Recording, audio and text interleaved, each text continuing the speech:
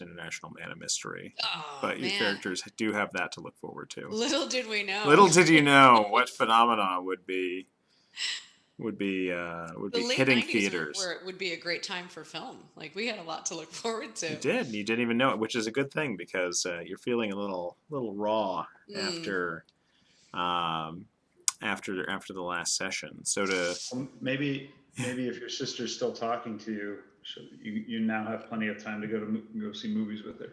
yeah. Yeah, I know. I'm not sure how she's gonna feel about that whole Mm, situation. hmm Yeah, I took off all that time.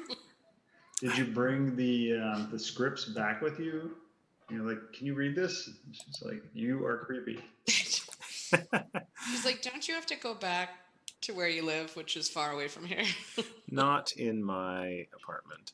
Um, yeah. So last time you're together, you three had managed to escape, to leave the Mm, night floors. This realm, this place, this time um, that existed through the McAllister building. This place that had seemingly um, absorbed or absconded with Abigail Wright, and had also seemingly ingrained itself into the lives of the residents of this place. But on the other side of those doors were many other people and things that you managed to encounter, at least in part. And one of your own, Vic Getty, was left behind, absorbed into the night floors. Um, but the important thing is you made it out. We And had a 4 ain't bad, right? yeah, 3 out of 4. That's that. I'll take those odds. That's a passing grade. Exactly. Um, and so we had talked at the last time about sort of the immediate impact and fallout from that experience, sort of the cascade of psychological trauma from the experience on the other side, and how that had sort of manifested more immediately with the need to get out of the building and leave. But in other ways, sort of the longer term implications that we were going to talk about and discuss. Um, so I'd love to do a little bit of that sort of bookkeeping and a little bit of the work of taking your characters, taking Jacob and Willow and Jack, through to the next point in this journey, or what happens and where we go, how this develops, which I think will be a fun little exercise. We'll spend a little bit of time on that. We'll take a little bit of time to introduce you to 2015 and all of the wonderful movies that I'm sure will Excellent. await you then. Yeah, but Um, what's new in convenience store beverages? That's a great question. Right, Four Loco, I'm sure. Was it Something like around? We're that. gonna have to check that. You're gonna have to look it up. Yeah. But um, one of the things I wanted to start with um, is sort of the immediate aspects of um, what you encountered, and so for this very sort of deep dive into the otherness of the night floors. If you could all pull up your character sheets, there are going to be some adjustments we're going to make. So if you have those ready, then we can get working on those.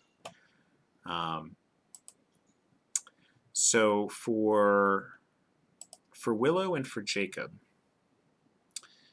um, this is this is going to essentially count as a little bit of things man was not meant to know. A crash course in the unnatural and the occult. And so for each of you, Jacob and Willow, I'd like you to add 10 to your unnatural skill and 20 to your occult. So add 10 to unnatural Mm-hmm. for a grand total of 10. Take And it. Yeah. 20 for occult, you said? 20 for occult. Oh, I've actually got 20. Okay, 40. And for you, Jack, we're going to count this as hard experience, which is going to mean 10 to your occult. And I'm going to say 5 to your unnatural.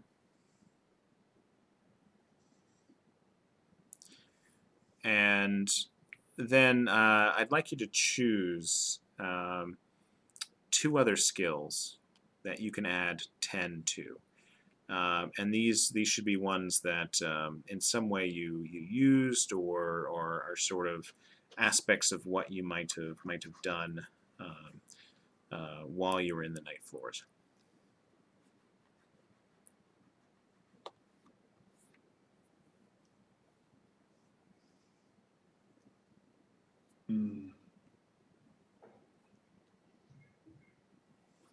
But I'll let you consider that. All right, thanks. Yeah. And then for you, Jack, also, I'd like you to add a motivation, which is to find Vic Getty.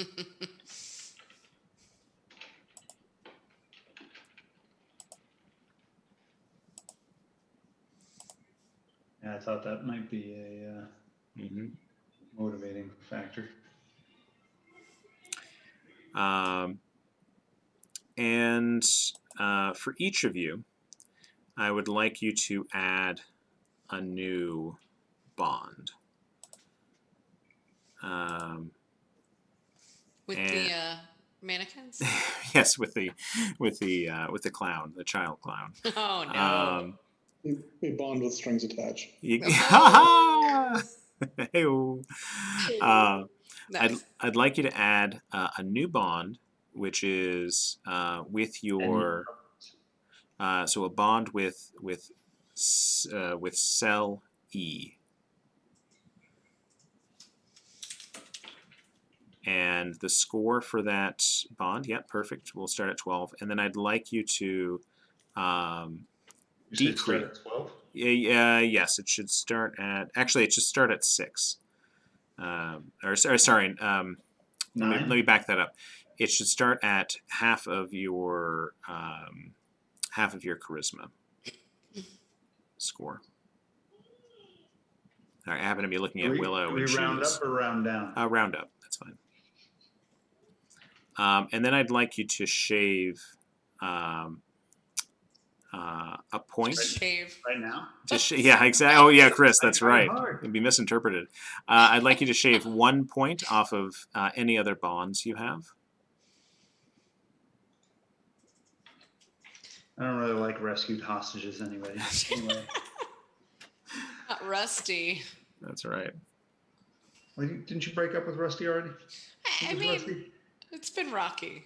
Yeah. Rocky Rusty. Well, now it's been 20 years, right? So Yeah. You guys have 3 kids. Yeah, Rusty's long gone. no, you're like it's been on the road for 20 years.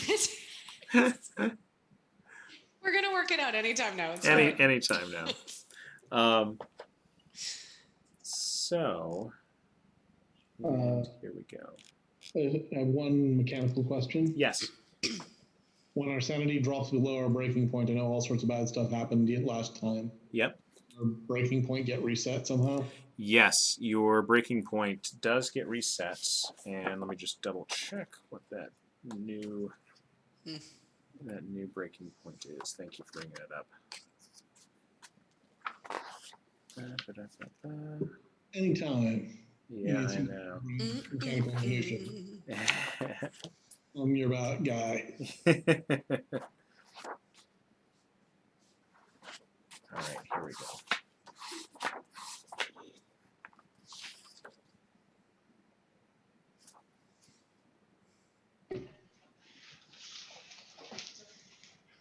Felix are on All the right. clock. So And where is Okay. that? Hold on.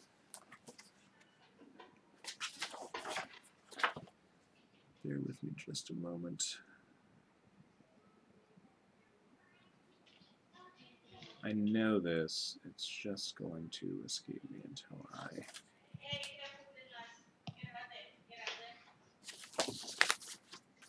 find it. I believe it is. Here, it's going to tell me up front. It actually didn't have it in the chapter where I thought it would be, but if I go back over here, I'm sure it'll give it to me. All right, let's see.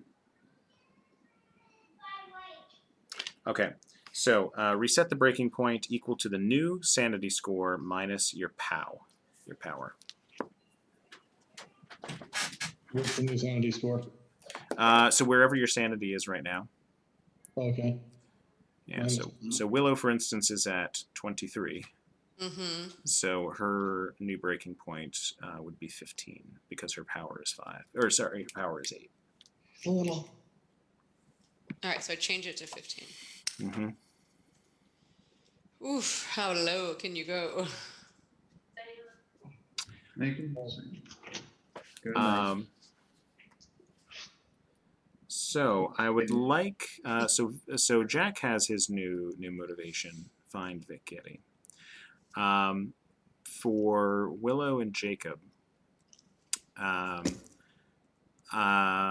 like you to think about a new motivation related to your experience in the night floors. So if there's something that, a thread you want to follow, or some sort of mystery or aspect of this experience, it could even be as straightforward as, where is Abigail Wright? You find Abigail Wright. But if there's something to that experience that you feel would be an important drive, Jacob, it could be related to that sort of weird alternate history. Yes, that's exactly what I just put in. Beautiful. Learn about the Russo-German alliance, since I speak German and Russian, and my best contact is a Russian spy. So Beautiful.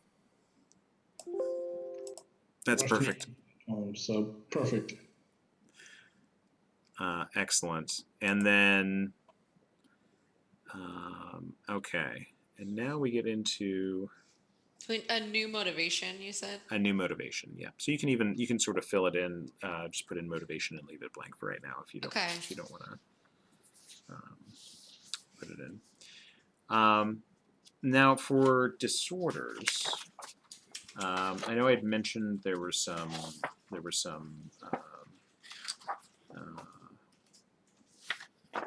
sort of suggestions on that front before that. You essentially, for Jacob and Willow, not for Jack, but for Jacob and Willow, going through this experience and crashing right through your breaking point has, at least in the immediate aftermath of the escape. Crashed. What's that? I teetered more than crashed. That's right. You teetered. That's right. You kind of tiptoed across. That there's some sort of disorder that is the seeds of which have been planted, and so it's not as if you necessarily need to act on it immediately in the aftermath, but something that is going to be at least a short to medium term, if not long term, bit of trauma that sticks with you. And so this could be examples that they give. It could be fear of things like loud noises, for instance. Fear of clowns. It could be intermittent explosive disorder. This idea that there's this fury that comes out. It could be addiction of some sort, or PTSD, or paranoia. It could be dissociative identity, amnesia, obsession, depersonalization, even megalomania. So a lot of these sort of ways in which you think your character might The negative options are endless. yeah, the negative options are endless. A lot of these things that you think of it as a coping mechanism that your character has developed for dealing with the sort of pent up experience of what you've gone through. And to put it into game terms, it's something that generally will be sort of managed, but in certain moments, it could be something that, especially when there are triggers around, something that could potentially come forth in stressful moments. And so short of having treatment for it or therapy of some sort, it's something that'll always sort of be riding shotgun. So I'm not sure if either of you had sort of thoughts on how that might manifest. Sorry to jump in. One of the first things that came to mind while I was listening to this, I have to admit, was, and this is not psychological behavior, was remember when Austin Powers was first revived when his inner monologue was outward? I think that would be great if you one of you could do that. I'm just spitballing here. He's Speaking of just- Austin I'll try to Powers. get He's off the just, Austin you Powers. know, he just has That's the Austin first thing Powers that on the popped into brain. my mind. I thought it was going to be because doesn't he also, or am I making this up? Doesn't he also speak loudly, or he's unable to modulate his voice, the volume of his voice? That was, I thought that was, he was speaking loudly, but wasn't it also he was just speaking all He the was, time? oh, that's right. He I had think- no inner. Yes, you're right. No inner monologue. Mhm. That'd be pretty great, actually. Do they give that as an example? And that'd be a great way to be passive aggressive on, in these episodes. You'd be like, boy, that guy's a jerk. It that's my inner definitely. monologue again. Oh, sorry. No, I think that would. I think that would you potentially under depersonalization in a sense that this isn't happening to you; it's happening to someone else, whatever you're in, and so you're sort of narrating what's going on to this other person who you happen to be looking in on, like, oh, well, that's uncomfortable. Well, I really hope the clown doesn't get Willow. Hey now. That would be tragic. That would be tragic. Good thing that's not me, says Willow about herself.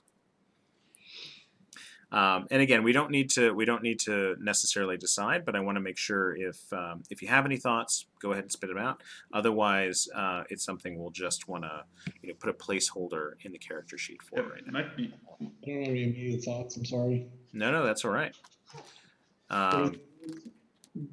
Disorders. Some examples.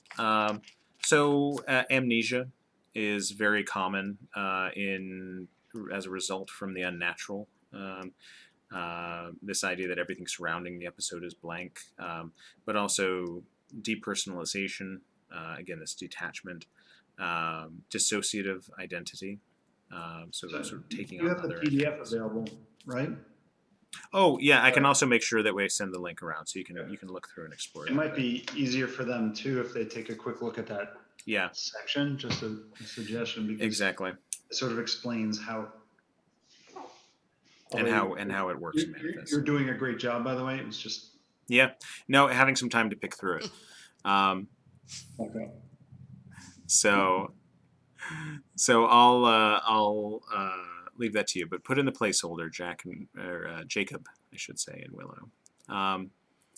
And then we get on to something. Where does it go? Sorry. So there should be a section for disorders. Just see on your sheet. It's under motivations and disorders, mental disorders. So it'd be all caps disorder. The and lost you, huh? Yeah, All I know, together. kind of tucked in there. I was like, what does that word mean? Anid? What's supposed to go there? It's like me pronouncing words to Gus. I'm like, anid. And I think I'm sensing that what your disorder is going to be. yeah. What's that? Um, Rage. Right. All right, so now to something interesting as well, which is the passage of time. And actually, no. Before we even get there, I need you to tell me. I feel like I've gotten a little bit ahead of myself. I need you to tell me exactly how you plan to deal with the McAllister.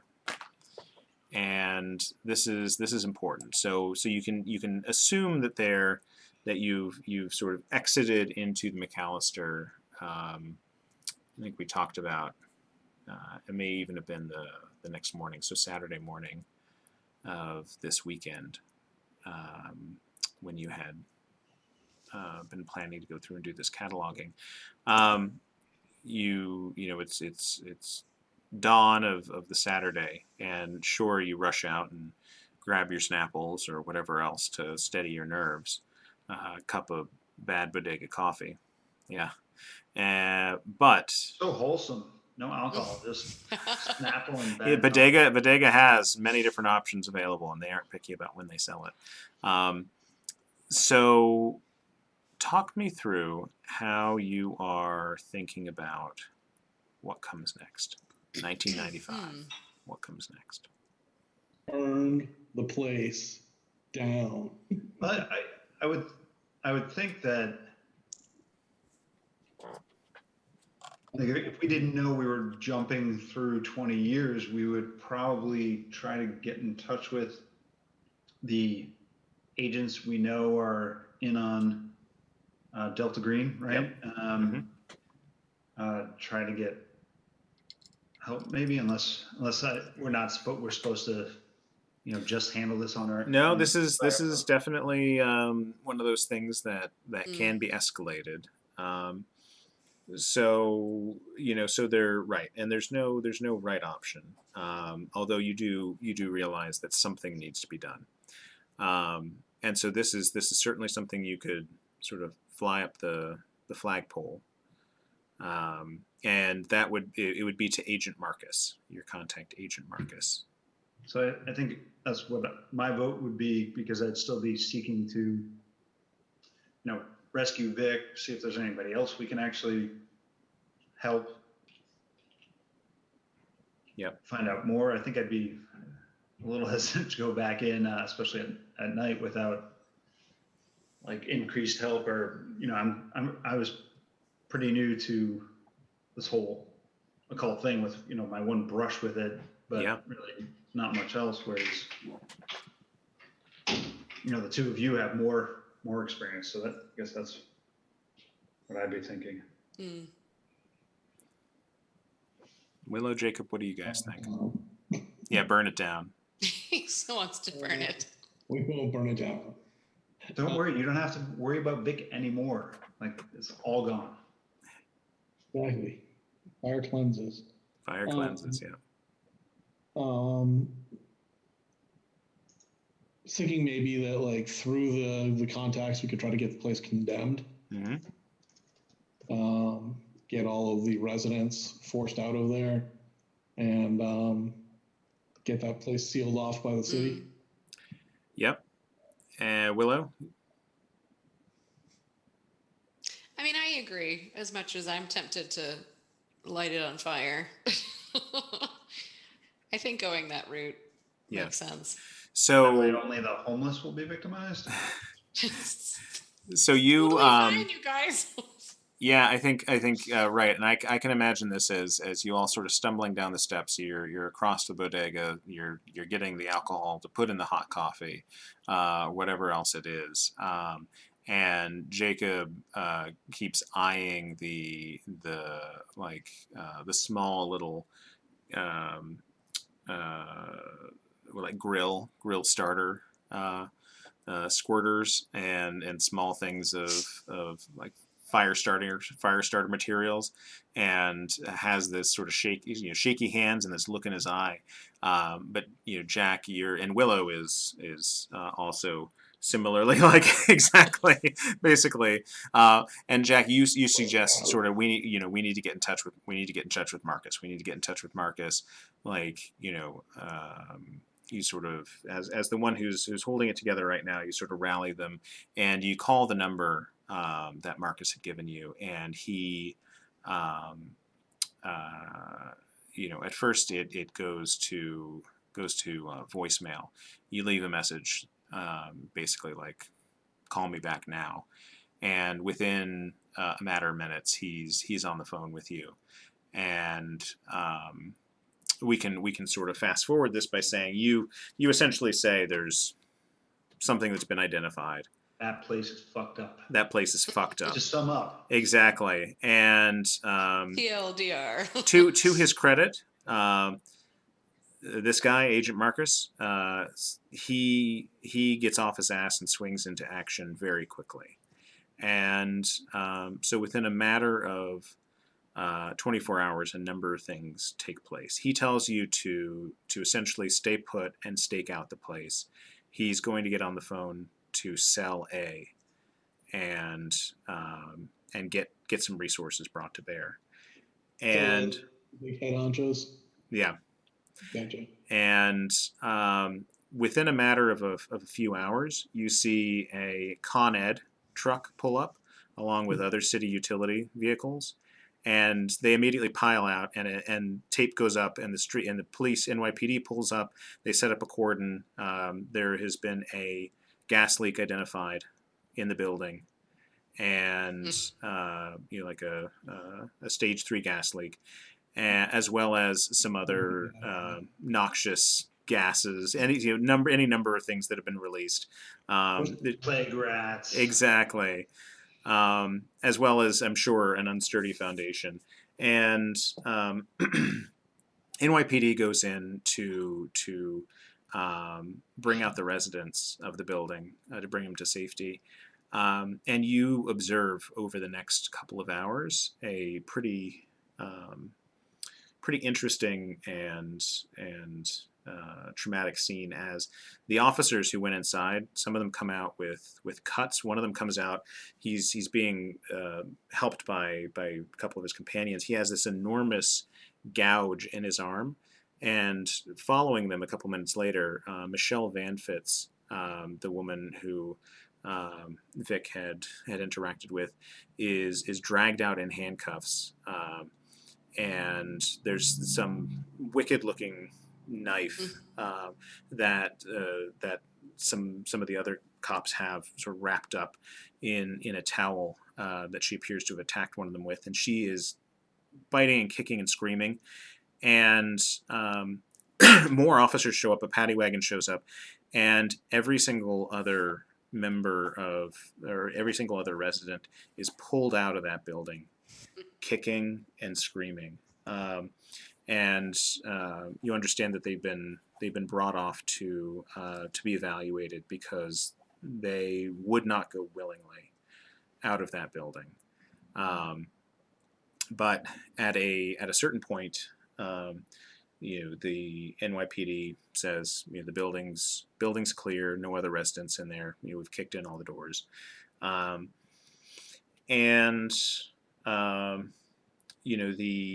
the situation continues for a bit, and Marcus shows up. Agent Marcus shows up with his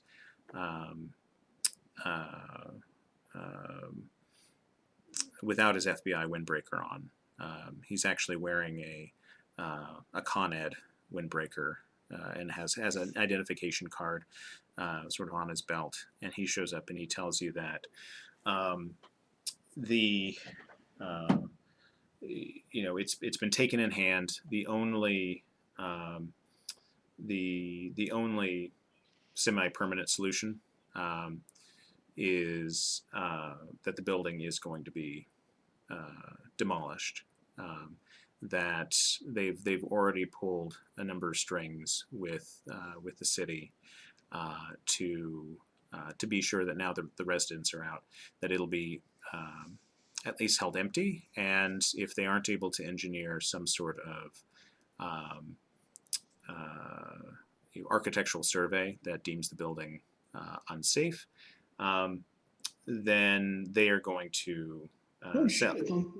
Yeah, that Cell A is going to, even as a last resort, purchase it. or get it out from under the hands of out of the hands of Art Life. And so he takes you with him. He says, we've got this in hand. There are a couple other, a guy and a girl who show up with him, who he says are going to take over sort of the Overwatch for the next day or two while this plays out, and he wants you to come with him. And he brings you back to a storage locker facility in the Bronx, and escorts you inside, rolls up the doors on a couple of units, and has a couple of you sit in one of them. You go inside, and there's a lot of sort of knickknacks and different boxes and things stacked over, but then some folding chairs and even a cot. And he has a little shopping bag of drinks and food and stuff, and he tells you there's a plastic bucket in the corner if you really need it, and if you really need to be if you're really feeling modest, then you can go to the bathroom near the office, but to hang tight, and don't worry about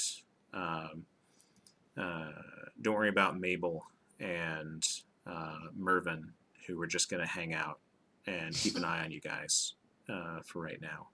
He takes each of you in turn into the other. Mervyn will monitor. Mabel and Mervyn are going to monitor you for a little while. He takes each of you into the other locker, which is just a folding table and 2 chairs, and he has each of you recount exactly what you remember, what you recall from your experience in the building, as much as he's able to dig out of you. And it takes a while, and it's really hard, and he pushes. He pushes and he pushes, and even when you think you've said everything, he wants to go back to some point toward the beginning and ask you about why you did X, why you did Y, until at some point he seems satisfied and lets it go. Do any of you have any reason not to be completely forthcoming?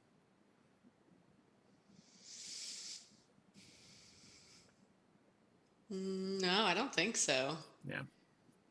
I mean, it's probably a little difficult to recount what actually happened.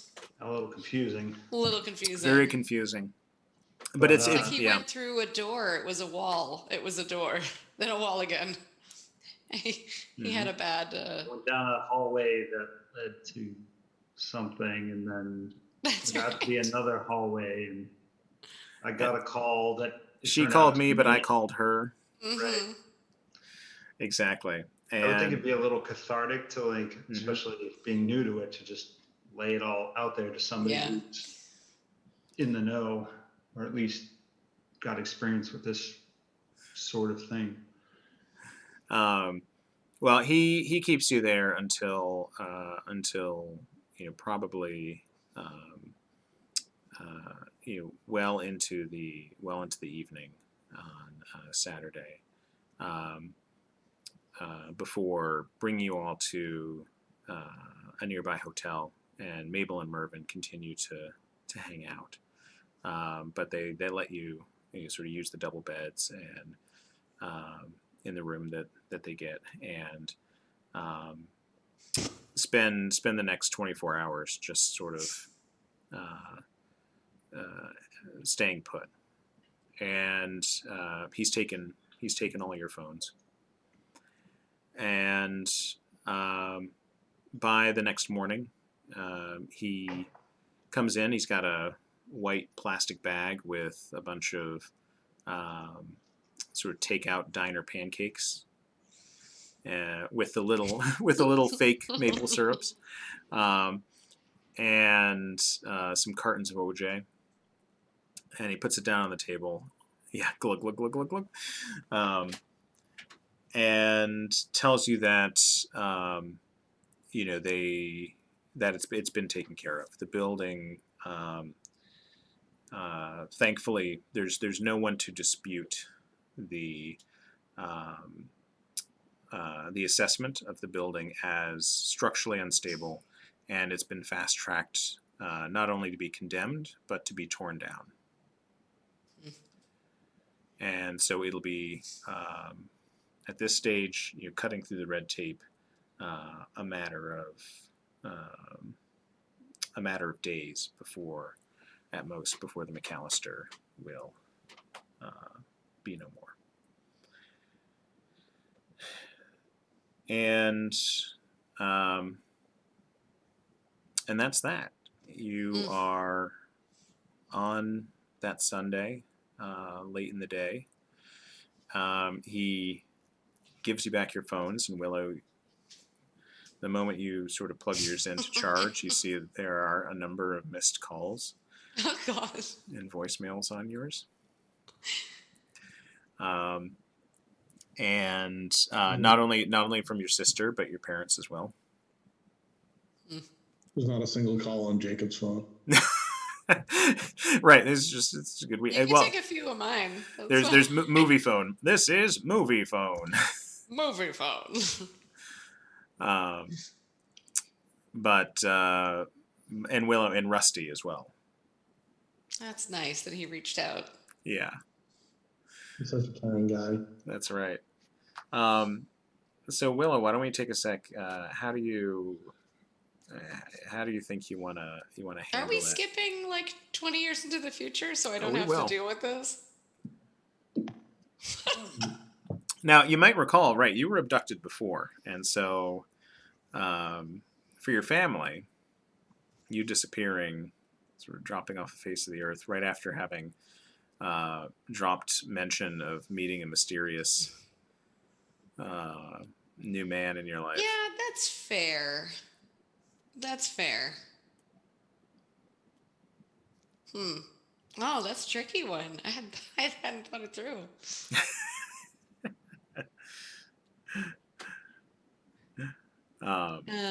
Yeah. Mm-hmm. So we're still local, right? Yes, you're still in New York, yeah. But we haven't left. I just have my phone back. Yep. Marcus seems to think you'll be able to go soon. Maybe I can make brunch plans. I'll call and tell her I'm going to meet her for brunch. That old story. That old story. You can absolutely do that. Jack, would anyone have been checking up on you? Into Sunday? I don't think so. Yeah. So Willow, yeah, you wanna call her up and just say, hey girl, brunch. With an extreme quaver in your voice. Yeah. I'd be like, what are you, obsessed with me? Stop calling. No, I won't say that. I mean, maybe you do. Maybe you do. Maybe that's the raw It's a reaction. manifestation. I'd like you to make a willpower roll. A what? Willpower? Yeah. Willpower. I was hoping it was a sanity check. Yeah. Boom. Let's get right back into it. That's Boom. right. So I see willpower points. Oh, sorry. Do a POW. So Power. Okay. yeah. Kapow. So do you're not charging have the the phone. power. You're looking at it, and it ring. You're just sort of reviewing the stock pile of messages and missed calls when it begins to ring again, and it is Poppy, and you answer it, and she's like, "Oh my God, Willow, where are you? And you say something to the effect of, "What are you obsessed with me? Why do you keep calling?" I'd like you to roll. Okay. I'd like you to roll a 1d4 for me. I was joking. Yeah, the next comment is like, what, you can't take a joke? I don't. Ever heard of humor? Look it up. Webster's defines it as Webster's dictionary. Sorry, I'm rolling a 1d4.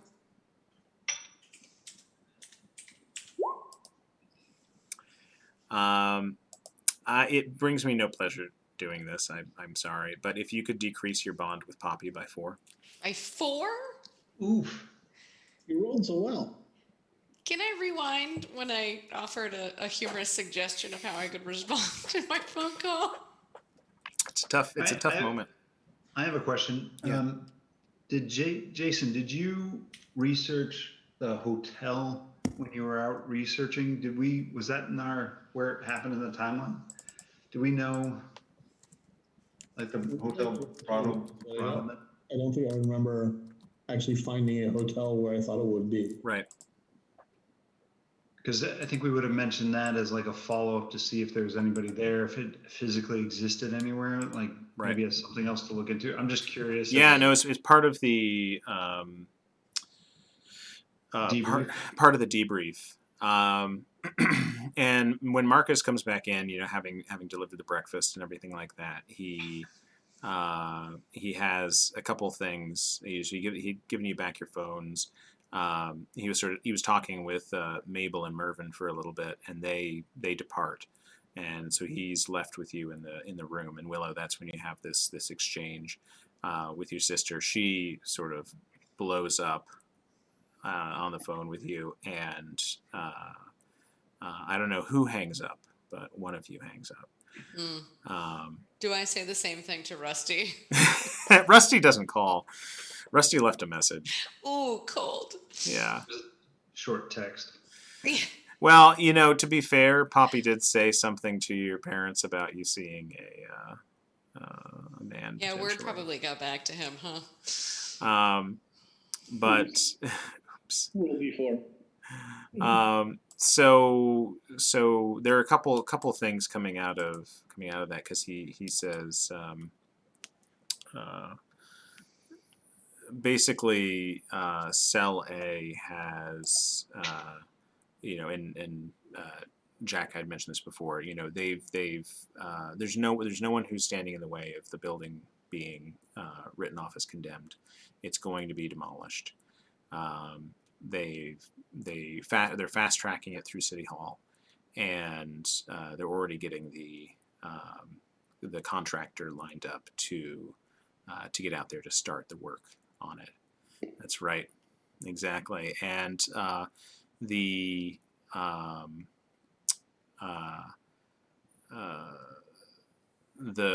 building's been deemed so unsafe that none of the personal effects, anything, is going to be recovered. It's all just going to be knocked straight down, and any sort of suit that is going to be levied by either the residents or their families is going to be caught in a morass of bureaucratic red tape for years to come. So he says that's done. The door is closed on that. He says on that point, I think Jack would at least ask about if we had enough resources, would we send like a bigger team in at night to try to see if we could, visit the what's it called, the night floors, and try to rescue Vic and or what's it called, seize Mark Rourke or anybody else we could find before we tear it down. When you suggest sort of sending in another team, sending in more people, like, he gives you a long, hard look, and he says, "We're not sending good money in after bad. It took enough shit to get this place on the fast track to be demolished. We're not sending more people in to go through what you went through. At this point, Cell A thinks you're fine to be released. I don't know you're not damaged goods. I'm just giving it to you straight here, folks. Like I'd want you to give it to me. You saw some shit. We all know how this goes. Maybe not you," he says to Jack, "but these other two, they know how it goes. This is the program." I was taught that when people are taken hostage, we rescue them, not destroy the building they're in. But Yeah, you know what? Maybe this particular encounter will disabuse you of that notion. As to Agent Irwin, I don't know what to say. It's the cost of doing business. He knew what he was getting into.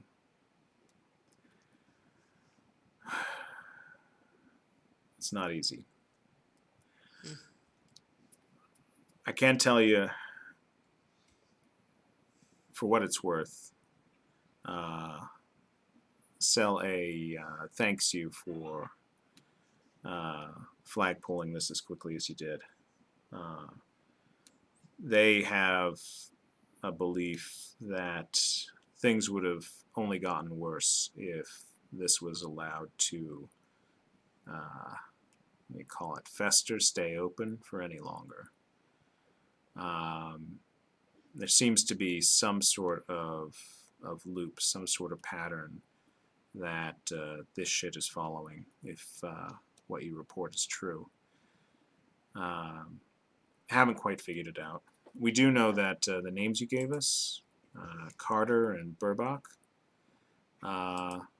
that lit something up with Cell A. They sent something back, and he produces this printout on, old style dot matrix printer paper.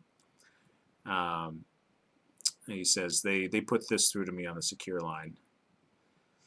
Ronald James Burbach, Eric Christos Carter, as well as Virgil Ulysses Griffith.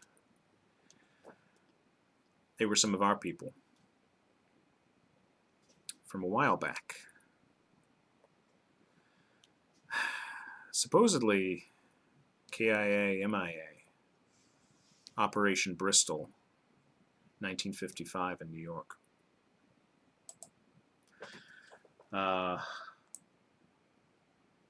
Yeah, I don't know. This ship goes deep. so Yeah. this is when it says KIA, like that part. Were these Delta Green people, or was this? Or Yeah. these just no. Yeah, and he points to the little triangle in the upper left-hand corner. These were our people. These are our people. Yeah. And the group has no record of an Operation Bristol. Don't know. So Delta Green has been losing people to this thing since at least 1955. That seems to be the suggestion, but that's all. That's all I heard. I'm starting to think we should be high-fiving if we took this down and it's been a thing for 40 years. Survived. Yeah, that's right. I mean, if you manage to get out and are the ones who helped us close the door, then it's champagne all around. Back then. You already got the OJ. We can make some mimosas. Feels like it can't be this simple, though. Yeah. I don't know. Yeah, it's. It was gnarly in there. Oh, No, I get Willow that. sounds so different already. Yes. So different. So world-weary. Oh, God. The clowns, the mannequins, the mackerel. And he says, as for the other pieces you brought up, let's see, the Lundins you know about. It was their house. Mm-hmm. I don't know. There's no record of them on file with Cell A. And same for Ian DeCraig. although we did dig up some connection between DeCraig and Star Corporation. There's something there. DeCraig's estate was transferred into a trust, elements of which were held with the Star Corporation. We don't know anything about a hotel Broadal Bin, whatever it is. Doesn't exist.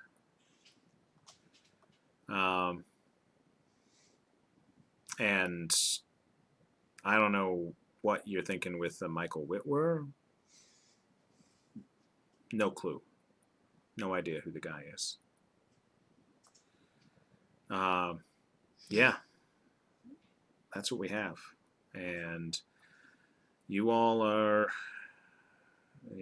with the thanks of a grateful nation,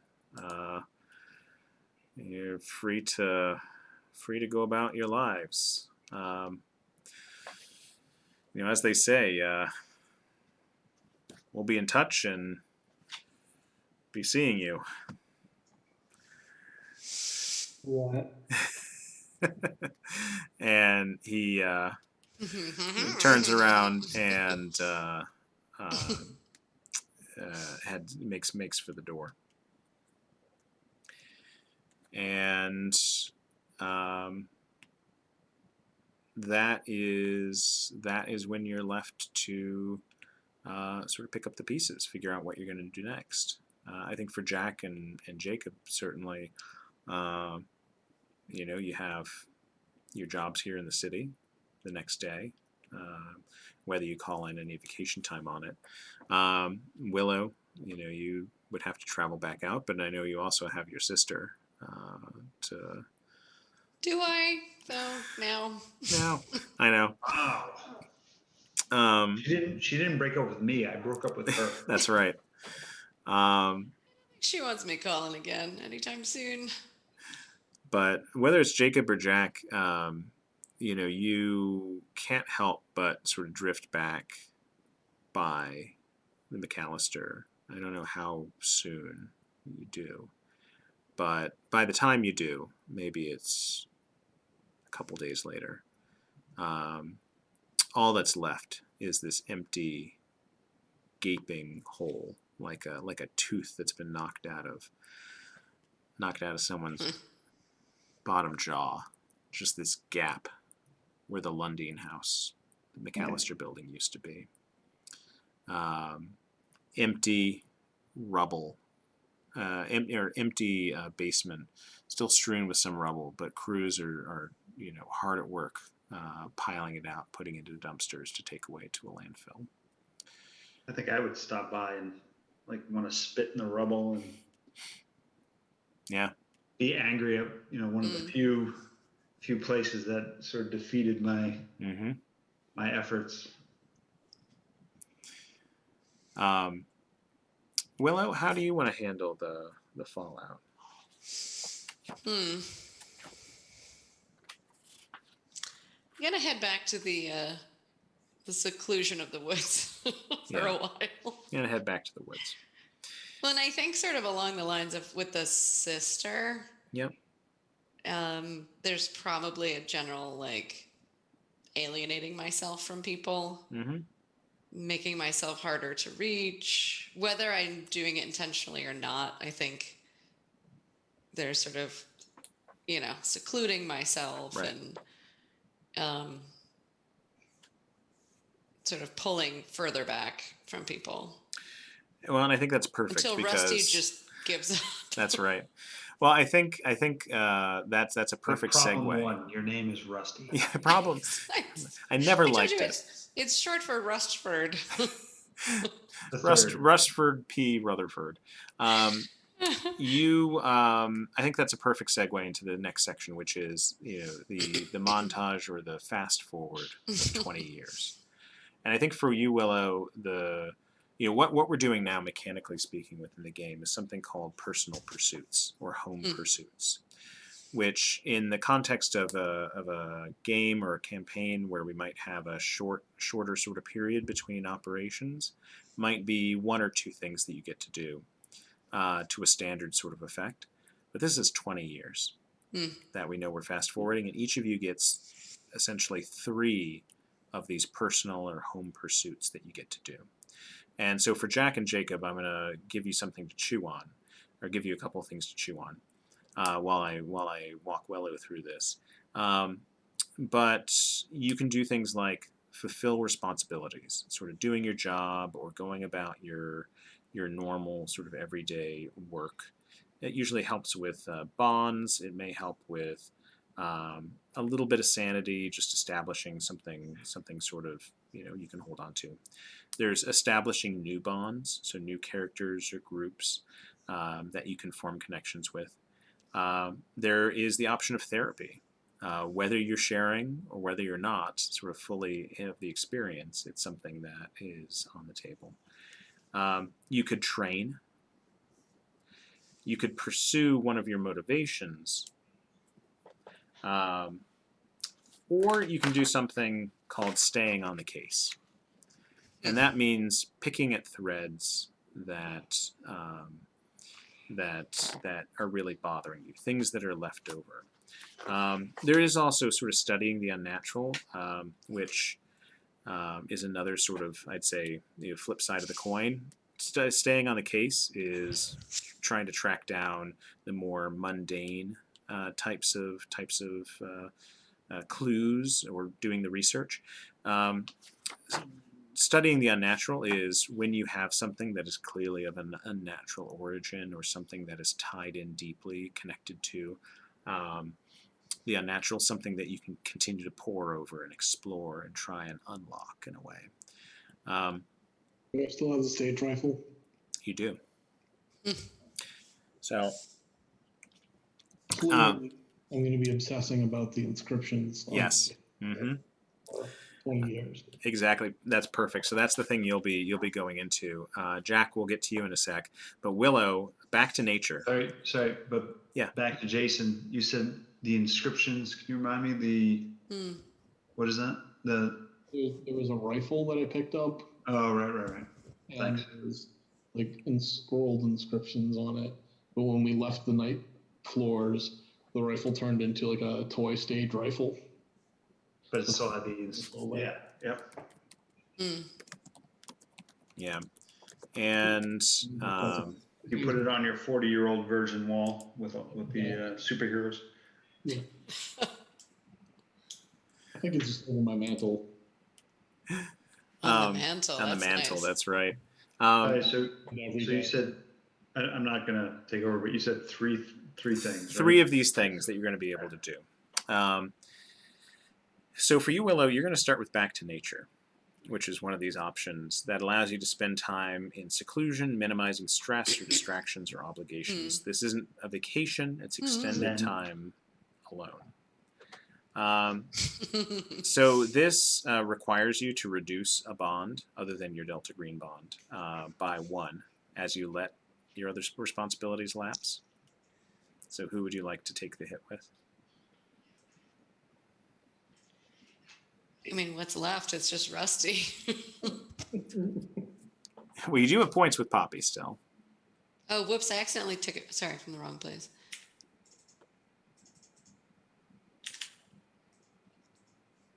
Well, I'm going to take one from him. Yep. Because I haven't officially yet. Okay.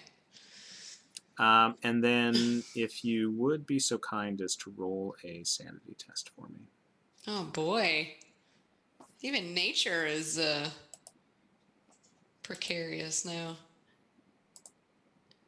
Or let me actually see here. Sorry, do I want to do that differently? I did not succeed. Yeah, make a power test for me. Mm-hmm. Yeah.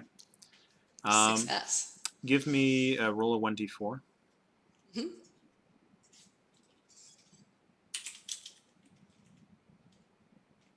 One. So you can gain back 2 sanity. Hard Communing earned. with nature. Communing with nature. Rusty's getting the message. So Jacob, you study this. You study this rifle, this prop rifle, and there are a number of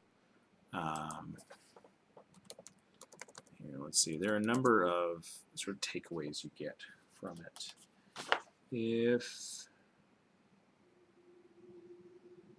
Let's see.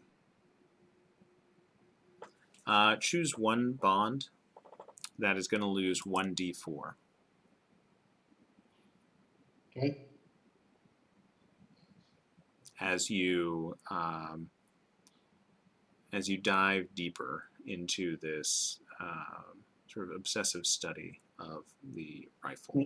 I'm not showing up for lodge meetings anymore. Yeah, Okay. the esoterica is 1d4, you said? Yep.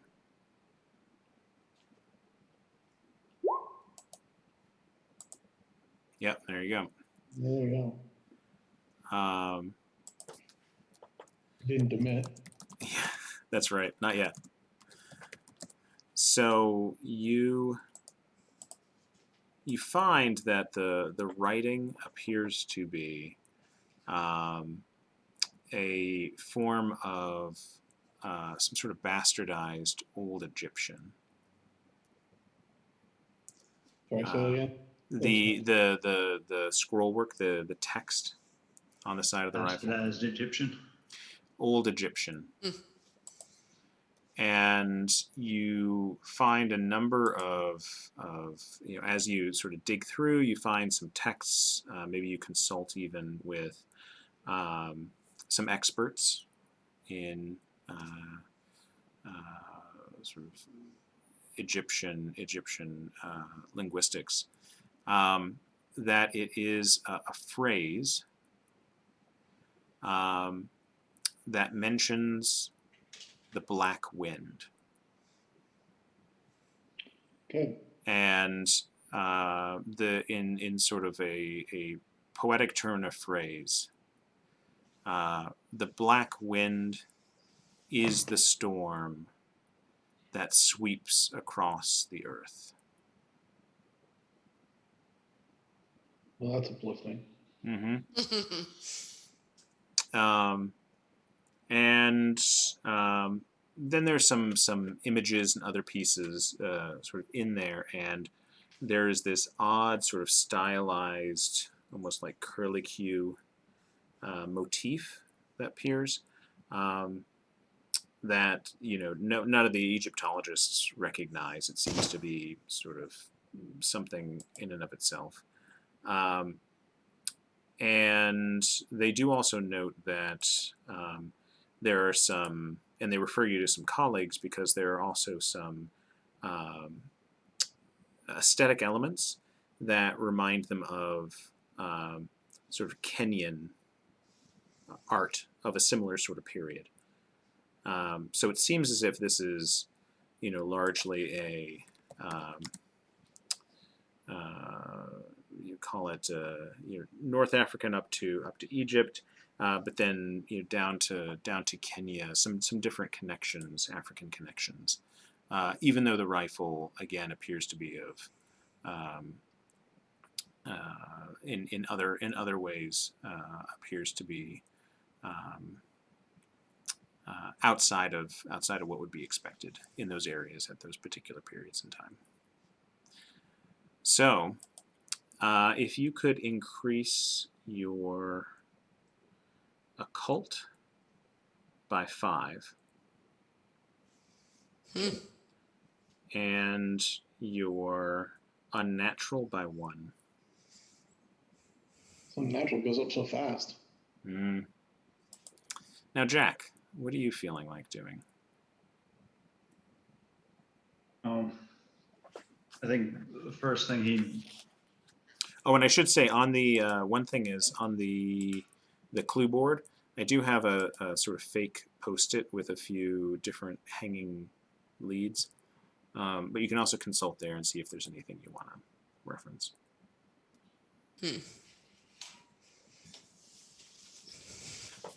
And don't read that as me telling you you need to follow up on any of those. Just that I wanted to easily organize sort of what was outstanding.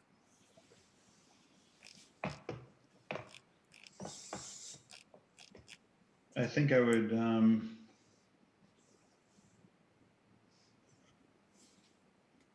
Well, I think first off, I'd probably like throw myself back into work.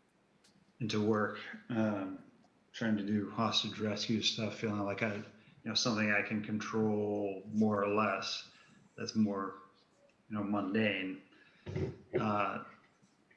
Hostage takers that I can take down, perhaps with a little more extreme prejudice than I did before, and just rescue the people that I can rescue.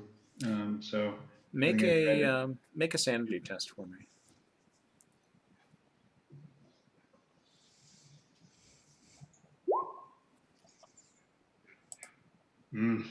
Okay. So the outcome is you throw yourself into your work. Is there like, is your team, for instance, is there another individual or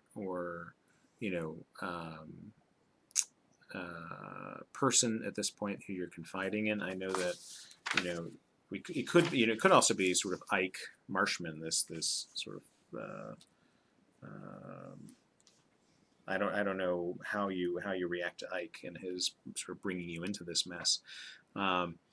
But is there a person or a group as part of throwing yourself into work that you would try and connect with more? Probably Ike, just because I feel like I understand maybe more what he was dealing with and dealing with before in the prior thing. So I'd probably try to really connect with him more and just talk with him about stuff, because I think I'd also want to be aware, right? If there happen to be things lurking under the surface, like I want to be able to see it for what it is and not just sort of the way I was before. Yep. So roll a d6.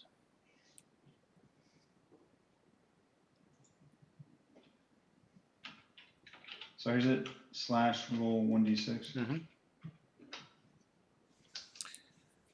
So go ahead and let me just see what your stat is there. I like this. I don't know if one is good or bad here. I know, right?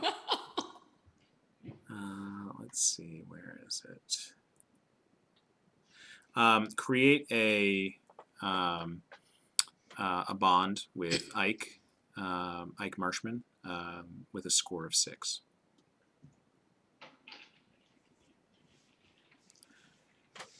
So that's something you create. I will say the throwing yourself into work.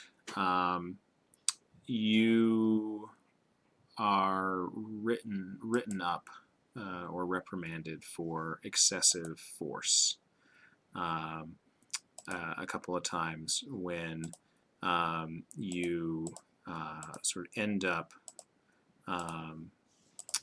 taking it too far with a certain set of suspects, and you don't sort of suffer catastrophic fallout from it, but it is this sort of moment where you realize that you're how do you want to put it? You're continuing to sort of take it, this idea of throwing yourself into your work and getting away from the night floors. It pulls you up for a moment, and you realize, I've been pushing myself too far. And Ike also, who's become much more of a father figure with you, sort of basically pulls you aside and says, we need to, you need to get yourself right here. You're carrying too much with you. That's the danger of this not your day job, but it's danger of this other work, because you take too much of it home. So Willow, what do you think you'd want to do? You sort of spent time in nature. You could continue to do that, or you could you try to do something else. Would you like to? Again, not trying to lead you here, but you could do something to try and interact with Poppy, try to repair the bond. You could, any number of things. Oh, Poppy. Let me pull up my sheet.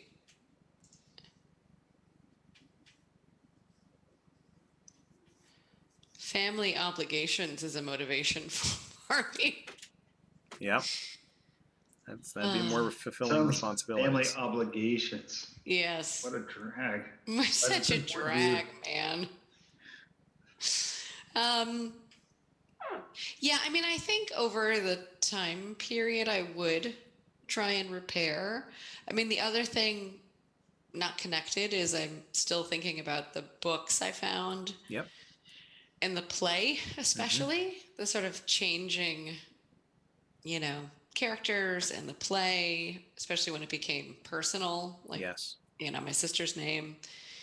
So I don't know what would become of that or how you'd even sort of follow up on that, but I see sort of like an obsessive determination to figure out what was going on with those particular artifacts, which I imagine I would have tried to get out of there and take with me. So that's really interesting. You in fact do decide to head back to the city, both to meet with your sister and to sort of pursue a line on these books, because you found that the publishers of the books, it's a dead end. Trying to find any sort of other information.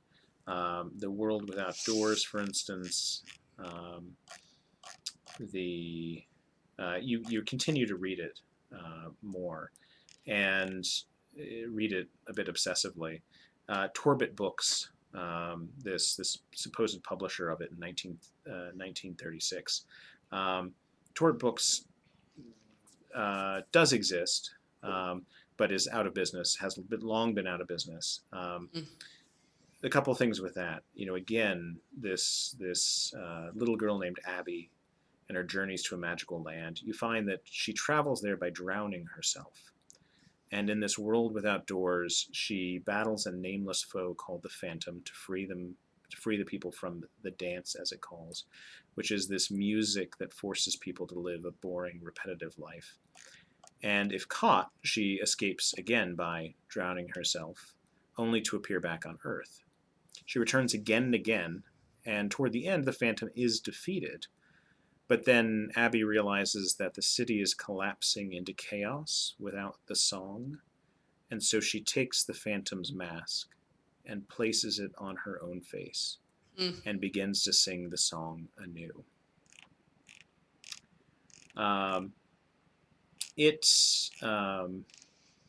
There's this aspect that you do follow up on, because the author, Emmeline Fitzroy, there is some amount of backstory or write-up on her, that this book was not a worldwide bestseller, but it had some amount of following, and she had been described as a childhood genius at the time, when she had put this book out there. And it was published on her 12th birthday. You dig into that more and more, just uncovering, because this is the one thread that you find you're able to pull on. And let me show you this.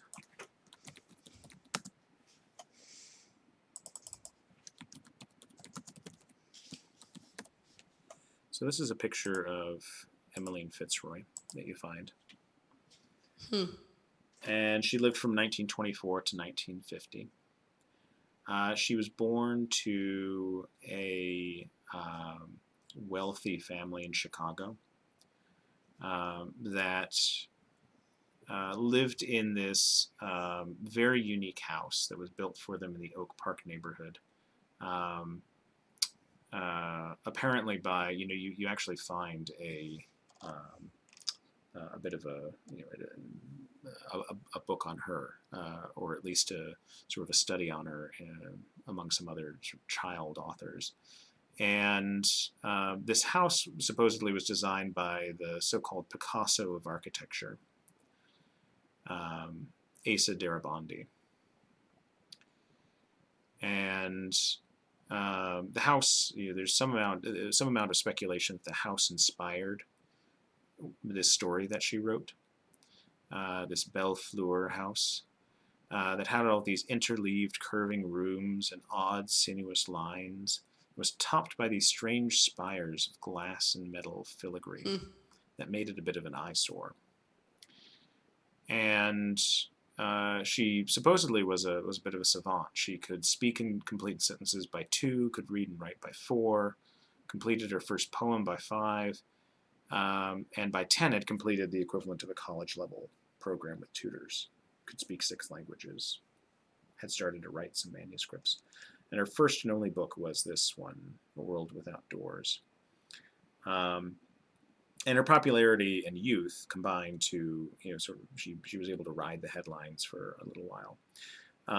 But then it seems like her star faded when it became known that she, A, was not continuing to write, B, refused to leave the Belle Fleur house, and C, had a reputation as an eccentric, developed a reputation as an eccentric. She would often be heard speaking to herself in empty rooms. And at age 26, she vanished from the Belle Fleur house. She left a note behind. In an ending, we find the world. The play is the only thing. All else orbits it as an afterthought. I go to him now because there is no other path, and I now know there never was. The only way out is through. After an extensive search of the grounds, her brother had her declared dead, and her death was officially listed as a suicide, but no body was recovered. So that's what you discover. There's no other sort of records about this other book, Maud Goes to the Masked Ball.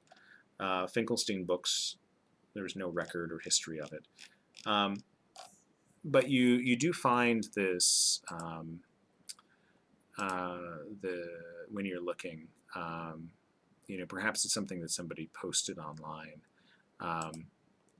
This note that somebody was able to find a copy of World Without Doors at this small bookshop in Manhattan. And so you realize that it's an opportunity maybe to both see your sister and follow up on this thread. So I'm going to count it as sort of you pursuing the unnatural here. So I'm going to give you, roll a d6 for me.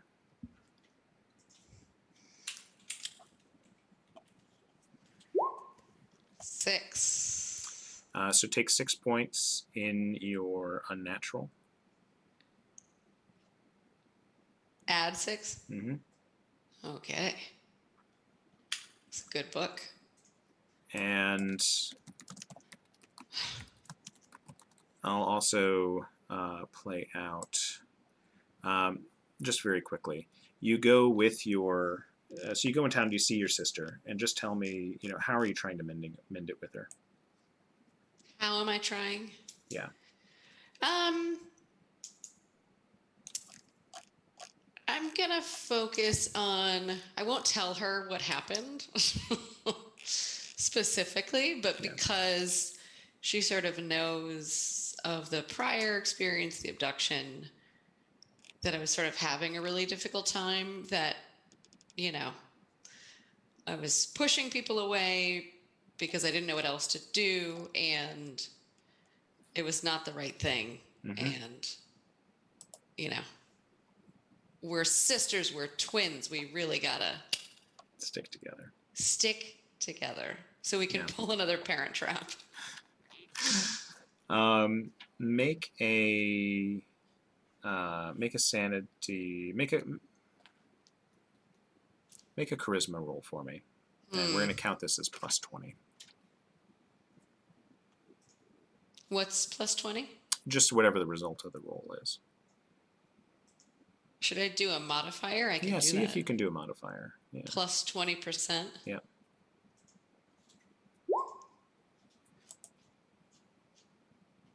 Oof. Failure is not at all charismatic. Some I've wounds. been through it. Good. Some wounds don't fade. But she comes with you. She comes with you to the bookshop. Okay. It's generous of her. And Like old books too. yeah. She's like, it's not for you, it's for the books. It's more she just doesn't want to let you out of her sight at this point. She's That's fair. still pissed at you, but she does love you. She does want to sort of figure out, you know, what's going on with you. And you go down to the intersection of 8th Avenue and 30th Street, where this bookstore supposedly is, sort of down one of these corners. And it is, you find it. It's a small little cluttered window from the outside, covered partly by a rusted steel security gate. And there's no sign. You think that maybe once the word books was painted inside the window, but there are only these sort of golden paint scraps tracing the outline of the word. And the door is it's askance as you come up. But there's this tall, meticulously dressed man standing out front, smoking it smells like, you know, sort of this herbal cigarette. And he sees you both come up, and he gives this brilliantly white smile. And he says to you both, or more specifically to you, you have the look of someone in search of something.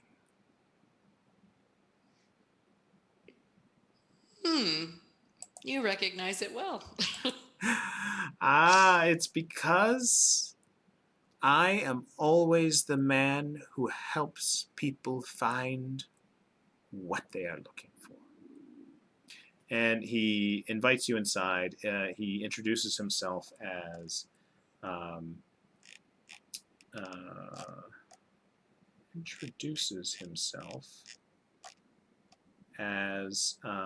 Mr. Robert. But he says, "But call me Bob." And he, you know, the encounter at the time, he knows the story of Emmeline Fitzroy. Your sister kind of goes off and is wandering in the shop, a little bit looking around while you're having this boring conversation. And he has this gap between his teeth and these small silver framed folding glasses that he keeps pulling out when he's looking something up, and these sort of well tailored tweed suit, and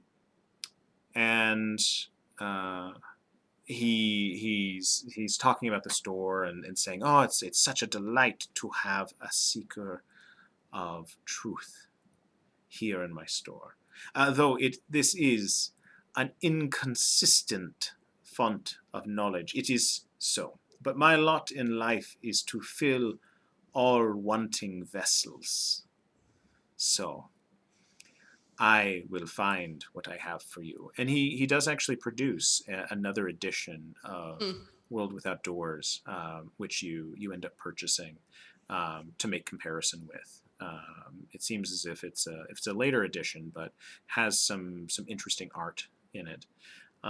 And your sister as well finds a book that she ends up purchasing. So both of you leave with your purchases, and she actually seems pretty pleased about the whole experience. Oh, that's nice. So if you want to give me a 1d4. I sure will. Shared experiences.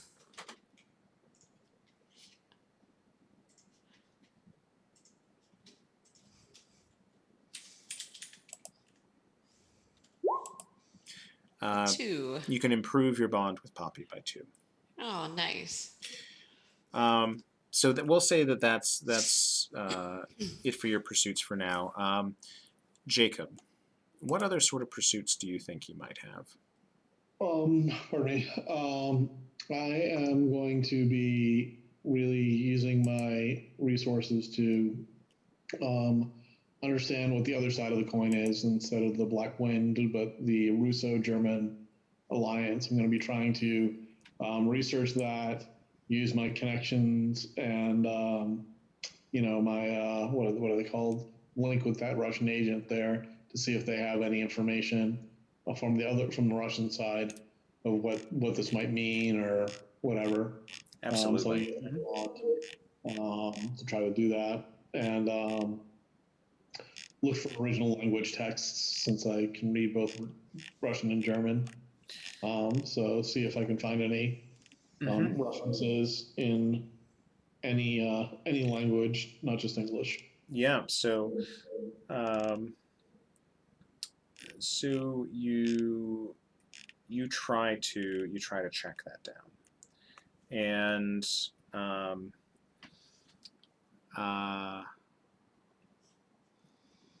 it brings you down a very sort of interesting path. So the first reaction you get generally when you bring it up is that it's absurd, it's ridiculous, there's never such a thing, and essentially the sort of polite equivalent of "Are you high?" Because yeah, exactly. This is something that never happened. You your Russian counterpart.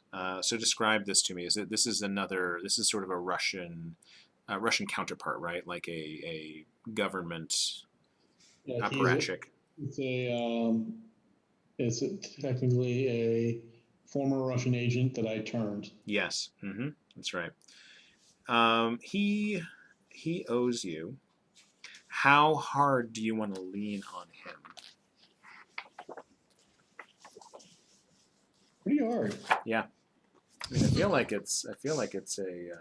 This is the key to the whole Russian wing of this whole thing. Yeah, because you kind of tap out on your side of being able to locate, what. Here we go. Perfect. What you're able to do. So you.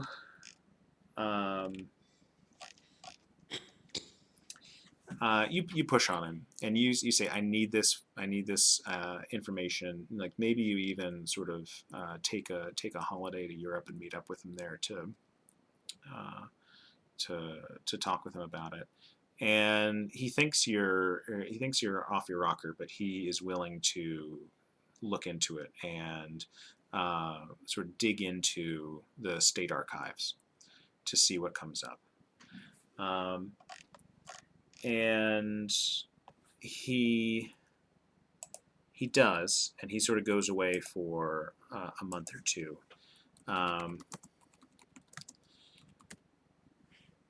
And then comes back.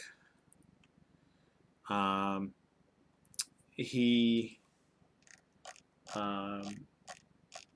would he do this? You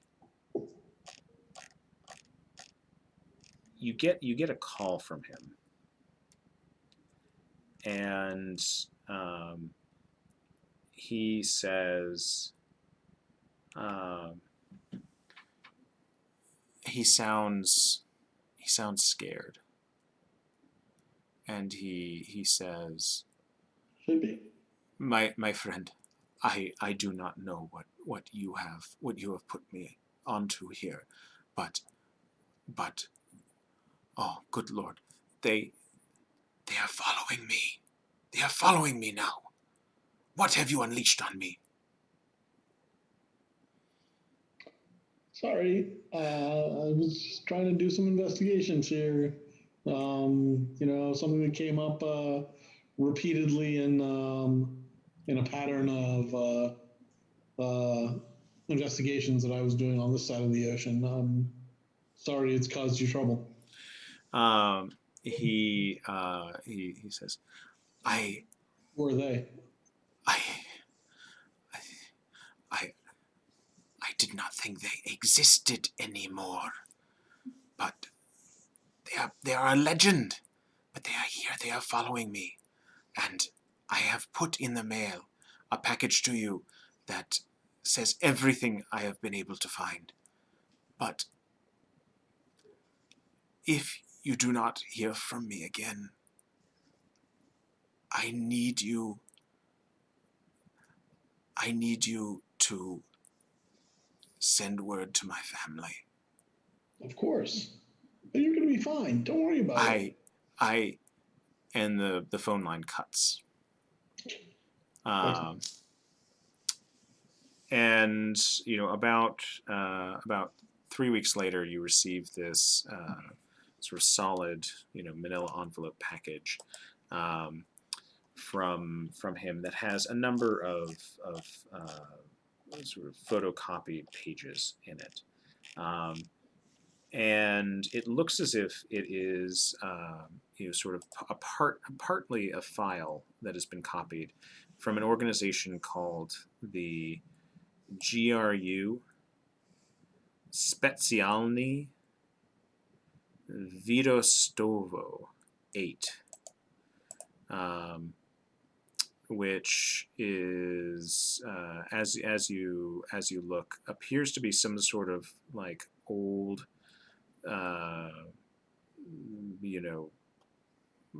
spy group or wet works group in the former Soviet Union from around the time of World War II that had been, I think, constituted by Stalin himself. Sort of that it was renowned for rolling people up and making them disappear, much worse than the KGB ever was. This was sort of a darker and more infamous group that, again, sort of similar to the many of Stalin's initiatives, sort of faded or lost popularity and were disbanded, supposedly, in the aftermath of his death. But these pages appear to be copies from one of their files that date back to sort of contemporaneously to the 40s, and are reports from, in particular, a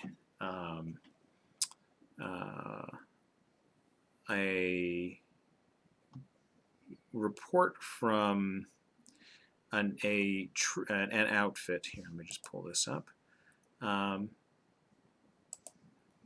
Here we go. A group of soldiers in a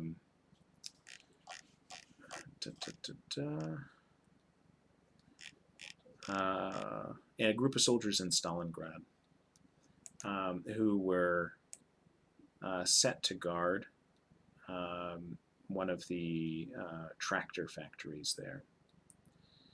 And I have the name of that. The Stalingrad Tractor Factory 3, named for Jezernsky, better known as the Jezernsky Tractor Factory. and you know, just sort of off the top of your head, that the fiercest battle of Stalingrad in World War II was fought at the Dzernsky tractor factory. It was one of the flashpoints in the war. And these stories, these survivors, it's nonsensical. It seems as if the commissariat had taken these reports because they thought these were deserters, because they had seemingly disappeared during part of the battle. And the transcript read, you're able to translate them, that the homeland is under siege not just by Hitler, but by a false king. That even now, it's the greatest threat that Comrade Stalin has ever known, and that they say the enemy is so confident that a party is being thrown, a masquerade like in the old days of the czars, and that they had come under fire not just from SS and other Germans, but this other force, clad in black, um, uh, that killed without mercy, that they described as the Black Wind, the force of the Black Wind, and that they had spent months trying to survive in this city under siege. What they said was not Stalingrad at all, but some other city, some European city, and they managed to find their way back to Stalingrad, having lost half their number, and half starved, but made their way back, only to find that they had supposedly only been gone for a day or two. Okay. So, roll a d6 for me.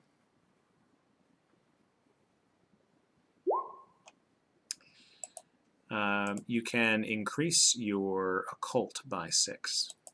Wow, I'm getting like real numbers on the cult now. Mm-hmm. And unfortunately, your bond you need to zero out, because you never hear from poor Mikhail again. Womp womp. Jack? Perfect timing too, and I just need to step away for a little bit. Yeah, no problem. Jack, what do you think with your pursuit? What do I think I'd pursue? Yeah, sort of training, therapy, improving yourself, some sort of motivation, or staying on the case, for instance. Yeah, I think I would try to. I'm not sure I would proceed. Just the building was destroyed. I'm not much of a investigator. I'm more the action guy, but I think I'd try to find out. I don't think we did more on Mark Rourke as being a connection, but also seeing if there's anything else. I guess specifically, I don't know what else I would pursue to, if Vic were out there somewhere, how I would try and go about it if most of the other things are dead ends. So maybe focused on. Focused on that. So you do chase that down, and you look into Mark Rourke, and you find that it takes some time, but you have time, and you manage to dig up that Mark Armin Rourke. He was in a missing persons file from 1933. And he was an unmarried door-to-door salesman for the Fuller Brush Company. And the missing persons report from 33. This old crumbly paper, typed out, lists his last known address as the Hotel Brodelbin, New York, New York.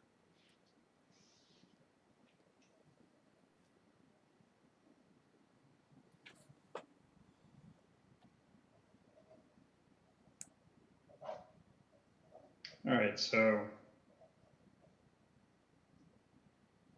if his last known address was that, then even though that it seemed like we weren't getting much before, then it seems like I should be able to find more about or find something on the hotel if I found this.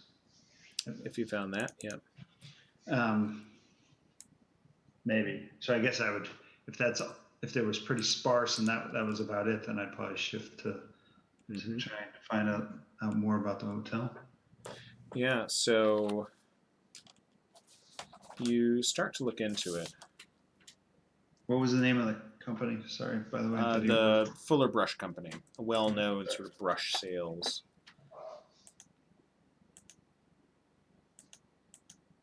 Apparently, I'm not a brush connoisseur. No, not a brush connoisseur at all.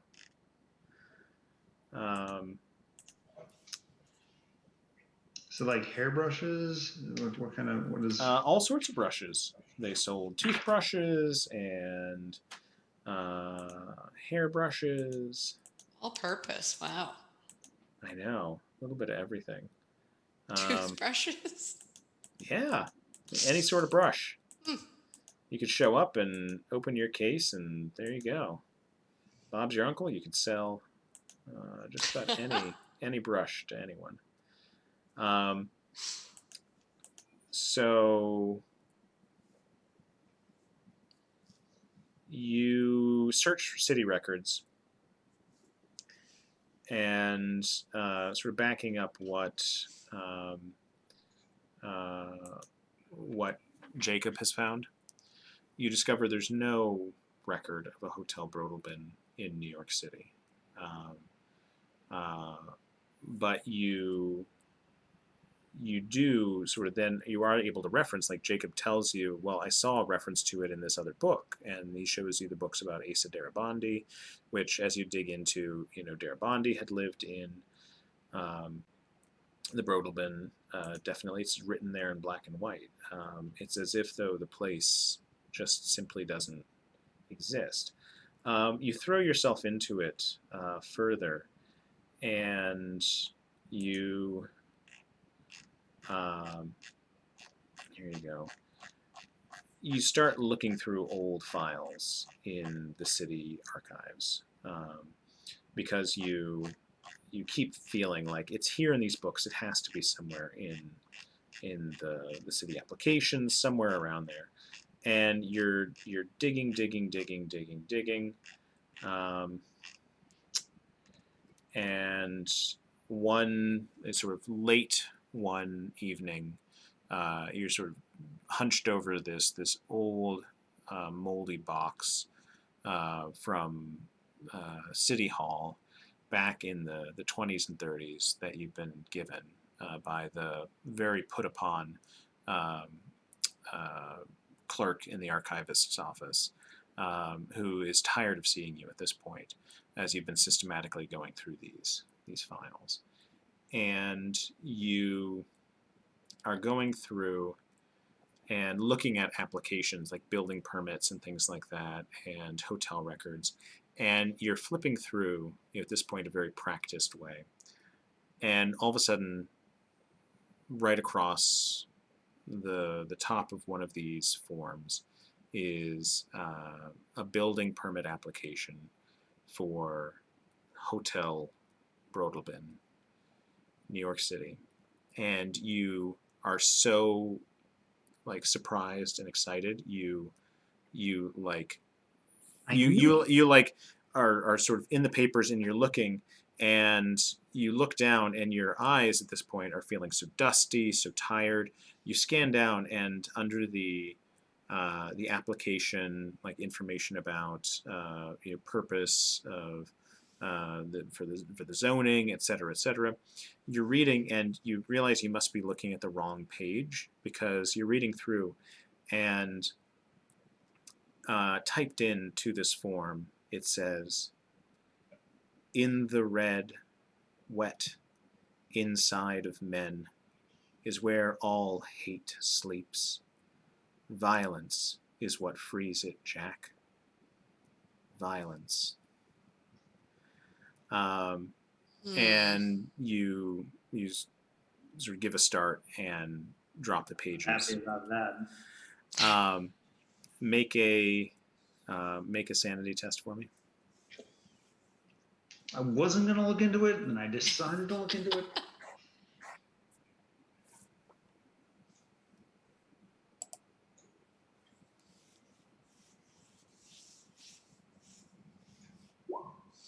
Yeah. So 1d4.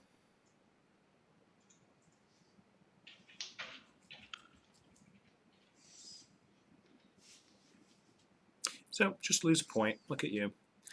I try to throw myself into my job. You're I just mess that up. tired. I know. try to do, look into the. Roll another 1d. Roll a 1d6 for me.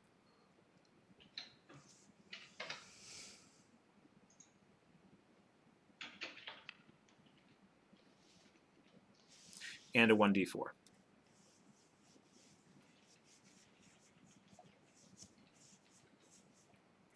Increase your bureaucracy by 5 for all this work you've been doing, tracking down work. That was worth the sanity loss. Nice. And increase your Sorry, bureaucracy by 5. by 5, and increase 18 bureaucracy. yeah, increase your occult by 4.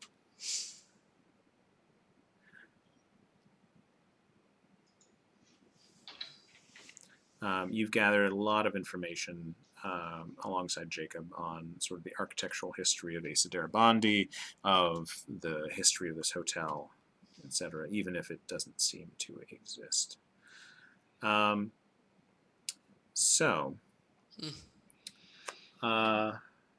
Willow, and we're gonna. Are people good to play for a few more minutes? Yeah. Can I? Yeah, go refresh refresh, my, please, by all means. So Willow, I have a roll I need you to make. Is it bureaucracy? Unfortunately not.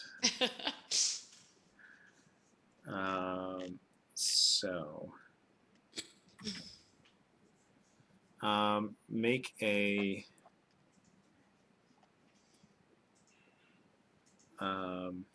make a 1d20 roll for me. 1d20.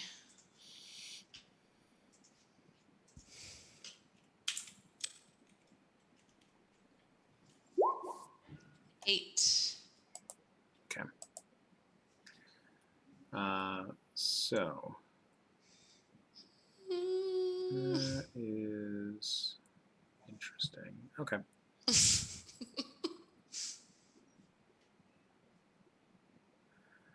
All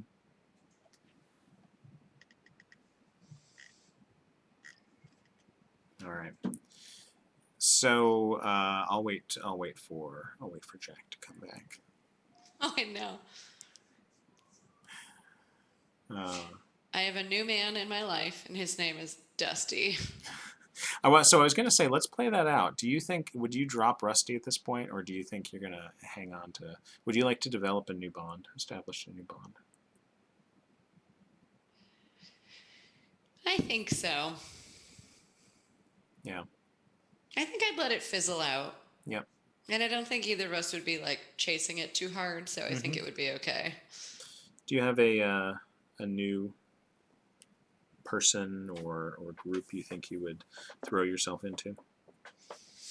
You said person or group? Mm-hmm.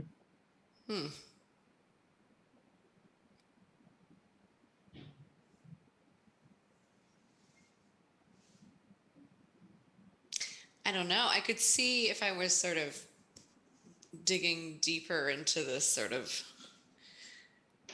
the book leads, the mysteries of that. Maybe I bump into someone in those kinds of circles that's a Yeah. little more. Maybe it's sort of an internet friend, sort of a very Yeah, I close like that. contact. That's interesting. Yeah, so maybe bibliophile, uh, bibliophile 99, something like that. Love it. Yes. Who, you've sort of taken up this correspondence with, and that's been a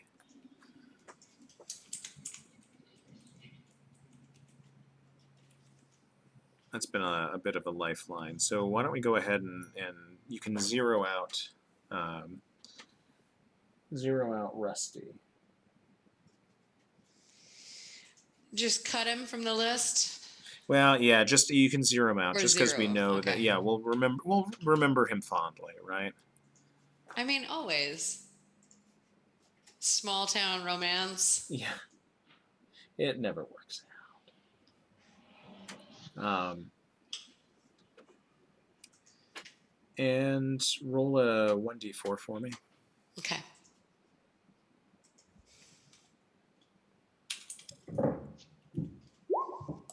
So 1. All right. Well, you can at least get 2 sanity back Oh, nice. Oh, for Look at making this that. new bond. But Jack, while you were away, before this very quaint interlude of Willow kicking Rusty to the curb and then I missed forging. Rusty getting kicked to the curb. It was a mutual fizzle out. Come on, let's properly characterize. But establishing a new Totally relationship with fireworks. a fellow bibliophile, literally named Bibliophile 99, on one of these sort of antique book websites. Willow made a roll for me, a d20 roll, and it gives me no pleasure to report that in the summer of 2000, Poppy was involved in a mugging gone wrong. Woo. I go right. So this was in Did like this just happen? summer of 2007, and that you had stayed in touch. So you had also fostered this sort of love of books that had been one of the things that kept you in touch. And she said that she kept going back to that bookshop that you two had found and had been finding all sorts of great stuff. And she was excited.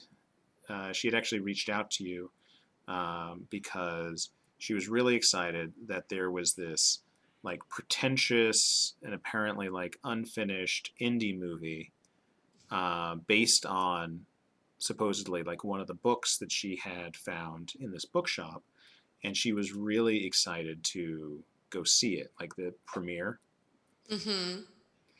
And then she had gotten in touch afterwards and told you that it was really idiotic. Like they hadn't even like hardly started the movie, and there was some sort of like stunt where people acted like they were shutting it down for like no good reason, because supposedly like it was too dangerous, and that it was too like, she said it's like God, what's the Ashton Kutcher Jackass. yeah, they were like Punked, right?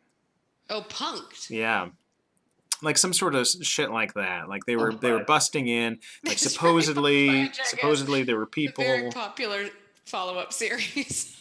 Right. And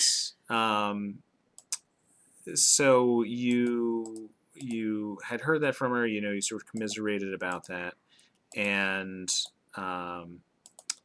the um, uh, you had even sort of done a search on this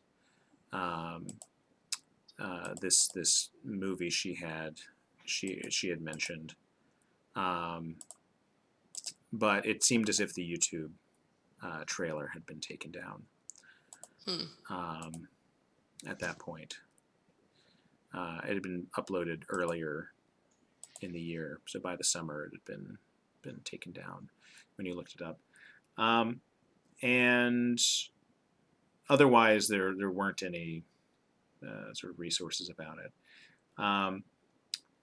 But then, unfortunately, it was only like a week later.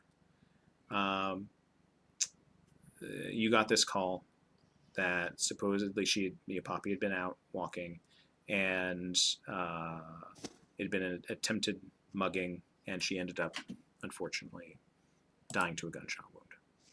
Oh my god. Seriously? It's because it rolled an 8? If only you had rolled a 9, she would Only have you like. rolled a 9. No, she'd be here today. I'm gonna go on dead. Oh Um, god. You, yeah. So I am sorry to say that was what came out of it. It's nice that you repaired your relationship with her a decent amount before she. You had books. Yeah, you had books. Yeah, Wow. you'll always have those books. Oh man, this is Maybe- at least I have Bibliophile 99. There is an interesting sort of footnote to this, which is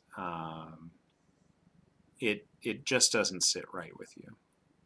Right? Just doesn't sit right.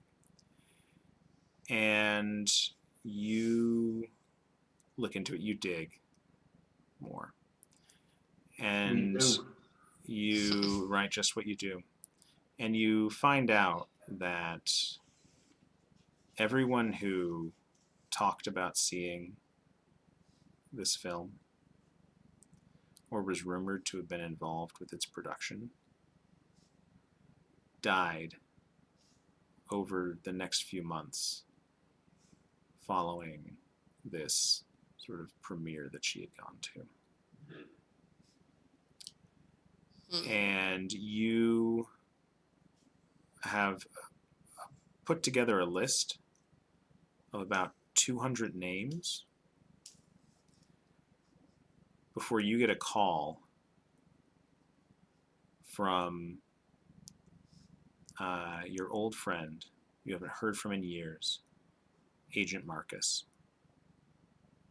And he tells you to knock it the fuck off. Stop looking into this. So we haven't. It's been a number of years, and we haven't. It's been like at least 12 years or something like that. And we haven't done any more Delta Green stuff since. So that's great, and that's exactly where I was going to transition to, because that's the perfect jumping off point. Just to say, to wrap up this sequence, and to say, Willow, you're largely out in the woods, sort of doing your thing for a while, and Delta Green doesn't end up reaching out to you more than once or twice about things that are happening in your area. There apparently were a number of park disappearances, and you're sort of called in to assist with that, but it ends up being nothing. Jacob and Jack, you are both. Jack, you're brought in as a sort of full agent, and Wait, why the air quotes? a full agent. Yeah, no air quotes. And you and Jacob, along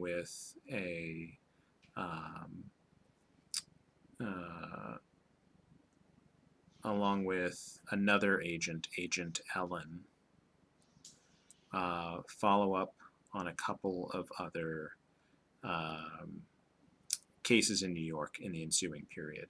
There's a situation with some street drugs that are being smuggled in from Southeast Asia that you follow up on. It seems as if there's some sort of like cult connection to these drugs, and you end up raiding this warehouse and putting drug enforcement onto it to clean up. There's another instance where there's this club that's engaging in sort of ritual sacrifice in the Lower East Side.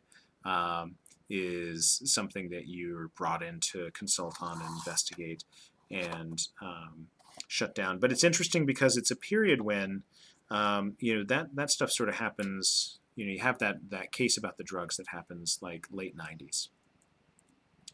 And then there's this period, a long period, where you don't hear from the program in a number of years, especially over the period of 9/11.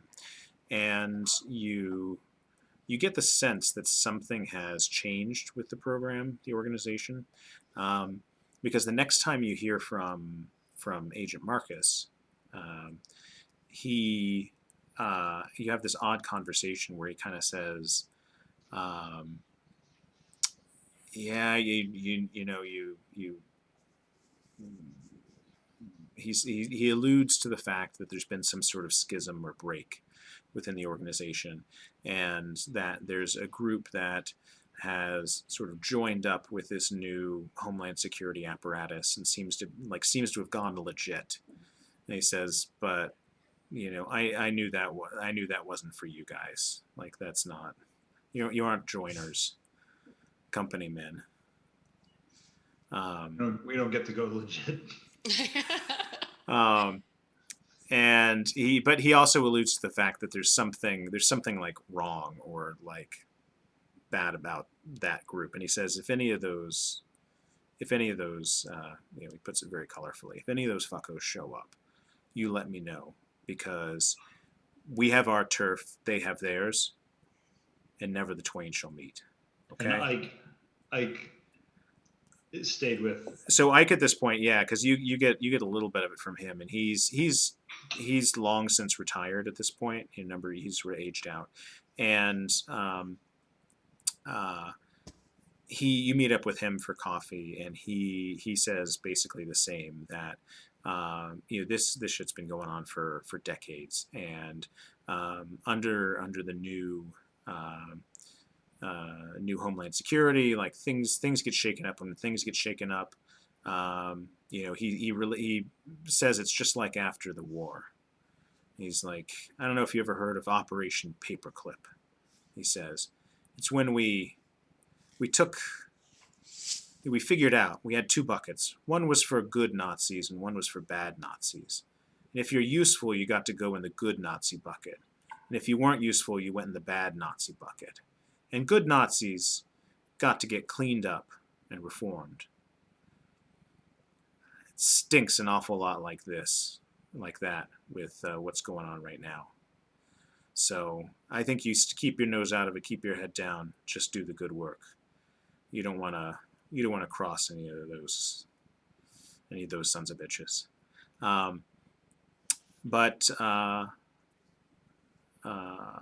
Let's see. At this point, Chris, if you could roll a d20 for me.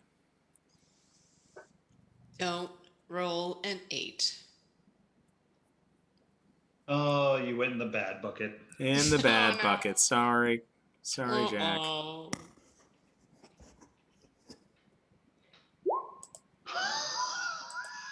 Don't tell me. Dude. So it's I told you not to roll an 8. it's interesting because this is, I'm feeling I might have to do a sanity check.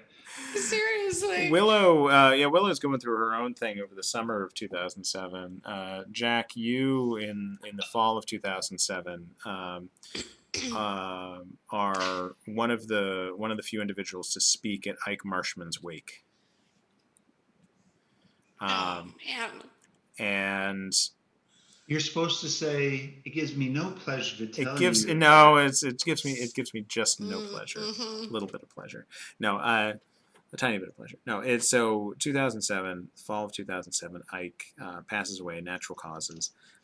He leaves a number of things to you. Actually, it seems like he has this box that had been set aside for you um, of things that he had left behind, and included a bunch of memorabilia, including like his old OSS card from back in the war, and um, a set of storage locker keys, and um, just some old random papers and books and things, most of which you kind of had in the box, and we'll figure out how much you actually look into it. But yeah, so he leaves that to you.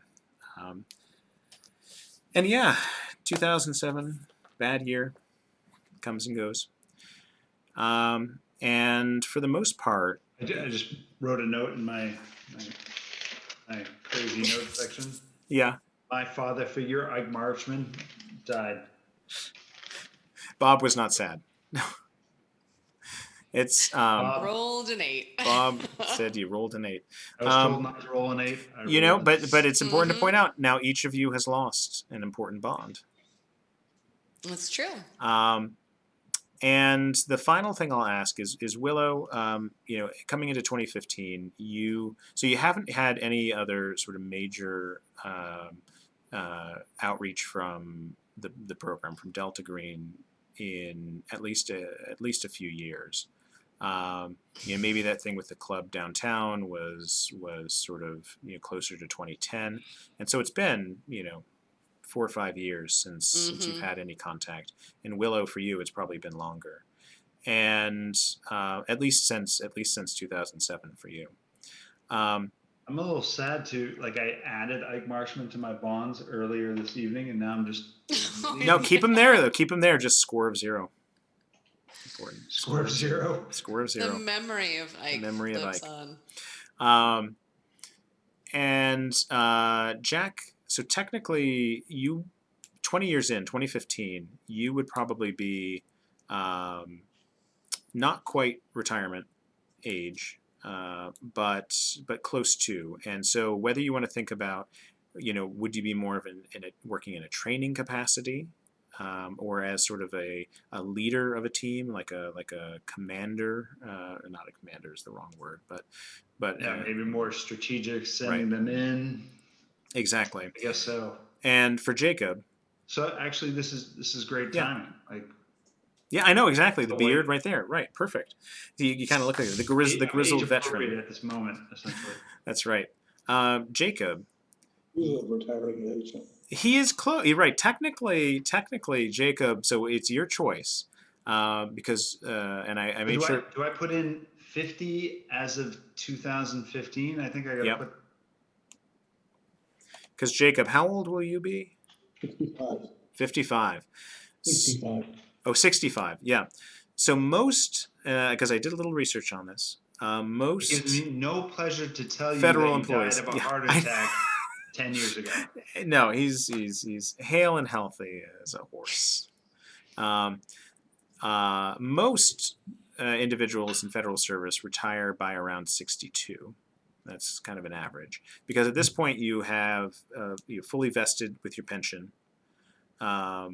So and with Social Security benefits and things like that. So technically you could be out, and you could then either sort of work off your pension, you could find another gig, or you could just File 99. or you could just cling on with your hands, with your fingernails, to the bureau that you've been assigned with, and rely on the union to keep you from ever being fired.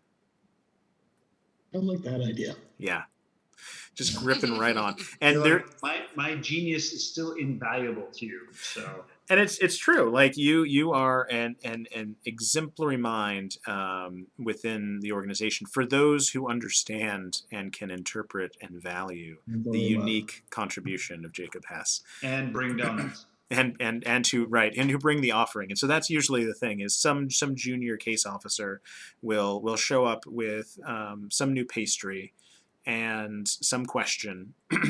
Introduce me to the cronut. Exactly. They introduce you to the corona, and then they start talking But about if it's the wrong pastry, you scream at them and send them out without any help. and then eventually, like you probably right before 2015, you're introduced into the cronut, the burger, the cheese slice, and then the other cronut like mashed into a, and that really gets your attention.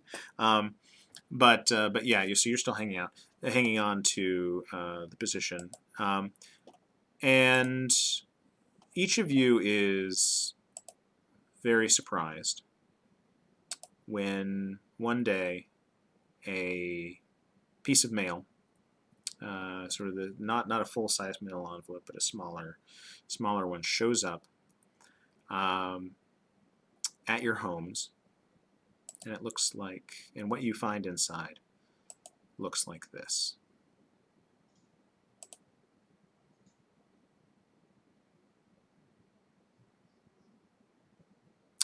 Please join us to celebrate the 51st birthday of our friend Richard Ziloni at the Gateway Bridges Restaurant, 9011 Potash Street, Boston, Massachusetts, 02121, and then a phone number. And two things stand out to you. Or I should say, one thing stands out to each of you, two things stand out to Jacob. The first is that, Of course. of course, the first is the green triangle at the top is unmistakable. And you realize that this is definitely an invitation from the program, from Delta Green. To what end, you don't know, but you know that you have been invited to a night at the opera. And Jacob, you also recognize Ziloni. Polish may not be one of your primary languages, but you recognize that Ziloni is the Polish word for green. Polish word for green? For green.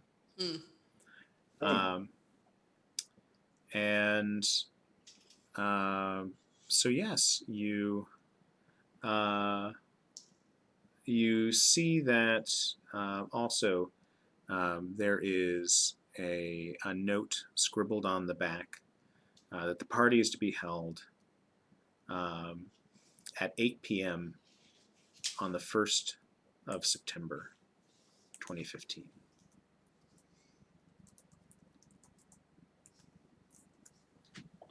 Oh, please. Yeah.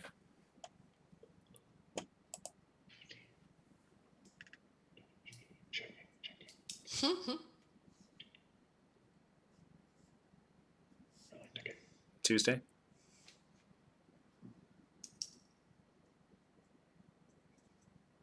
Okay, September 1st, okay, sign? Yep. September 1st, 2015. Can't save you Whitwer, sorry. What's that? Can't save you Whitwer. Oh, Sorry. yeah. Oh, good call. Your flight is already taken off. His flight is already departed. On June 6th, yeah. Yes, so... He doesn't look like that great of a guy anyway. But... well, he looks a lot better in that picture than he did with his jaw unhinging and sprockets coming out. Yeah. Good point. Yes. So yes, you have all been brought back in all these years later to go to Boston to play your parts. We know that Potash Street doesn't exist. It's in Dorchester, so yeah. At the time, it did. At the time. Aha! At the time, it did. With all the gentrification going on, so So yeah, I think we'll wrap there with this sort of extended fast forward and update to where your characters are and sort of what they're thinking. Um, Older, more grizzled veterans. Um, Grizzled for sure. Grizzled for sure. I'm feeling pretty grizzled after tonight. I know, with some heartache along the way, but you were needed yet again. Gotta get back in time. Get back in time. That's right. That's right. Do, Just do, when you do. thought you were out. Pull you back in. It gives me no pleasure to Gives me tell no you pleasure to that you're report. pulled back in. Exactly. Exactly. You'll never hear that from me again because now I'm just going to express great pleasure It's true. at all It of the gives me misfortunes. great pleasure.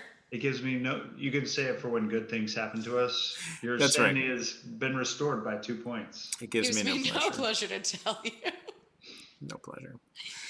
All right. Well, thanks, folks. I really appreciate it. I know it was a different sort of session tonight. That was interesting. But It's really I interesting. promise has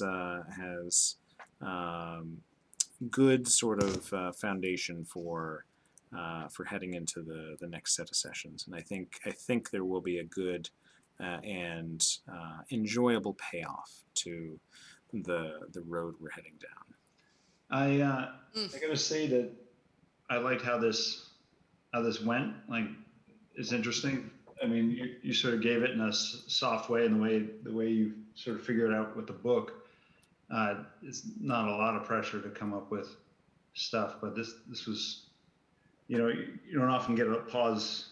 I mean, 20 years is significant, but any sort of pause to, Right. to work on stuff. So that's pretty cool. Yeah, getting pause. No, thank you, and yeah, no, I appreciate you guys being game for something that is very different. Yeah, like you say, not often 20-year breaks in your D&D campaign or other sorts of situations. But, you know, to be honest, in real life, like going from 35 to my current age really felt like it blurred by, you know, similarly. So, That's right, and all that you're left with is right. the whiskers. He remembers some things about 2007. It was not a great year. It was No. yeah, not a fantastic year. I don't know, maybe yeah. Like, Like Poppy. Your speech was so stirring. right.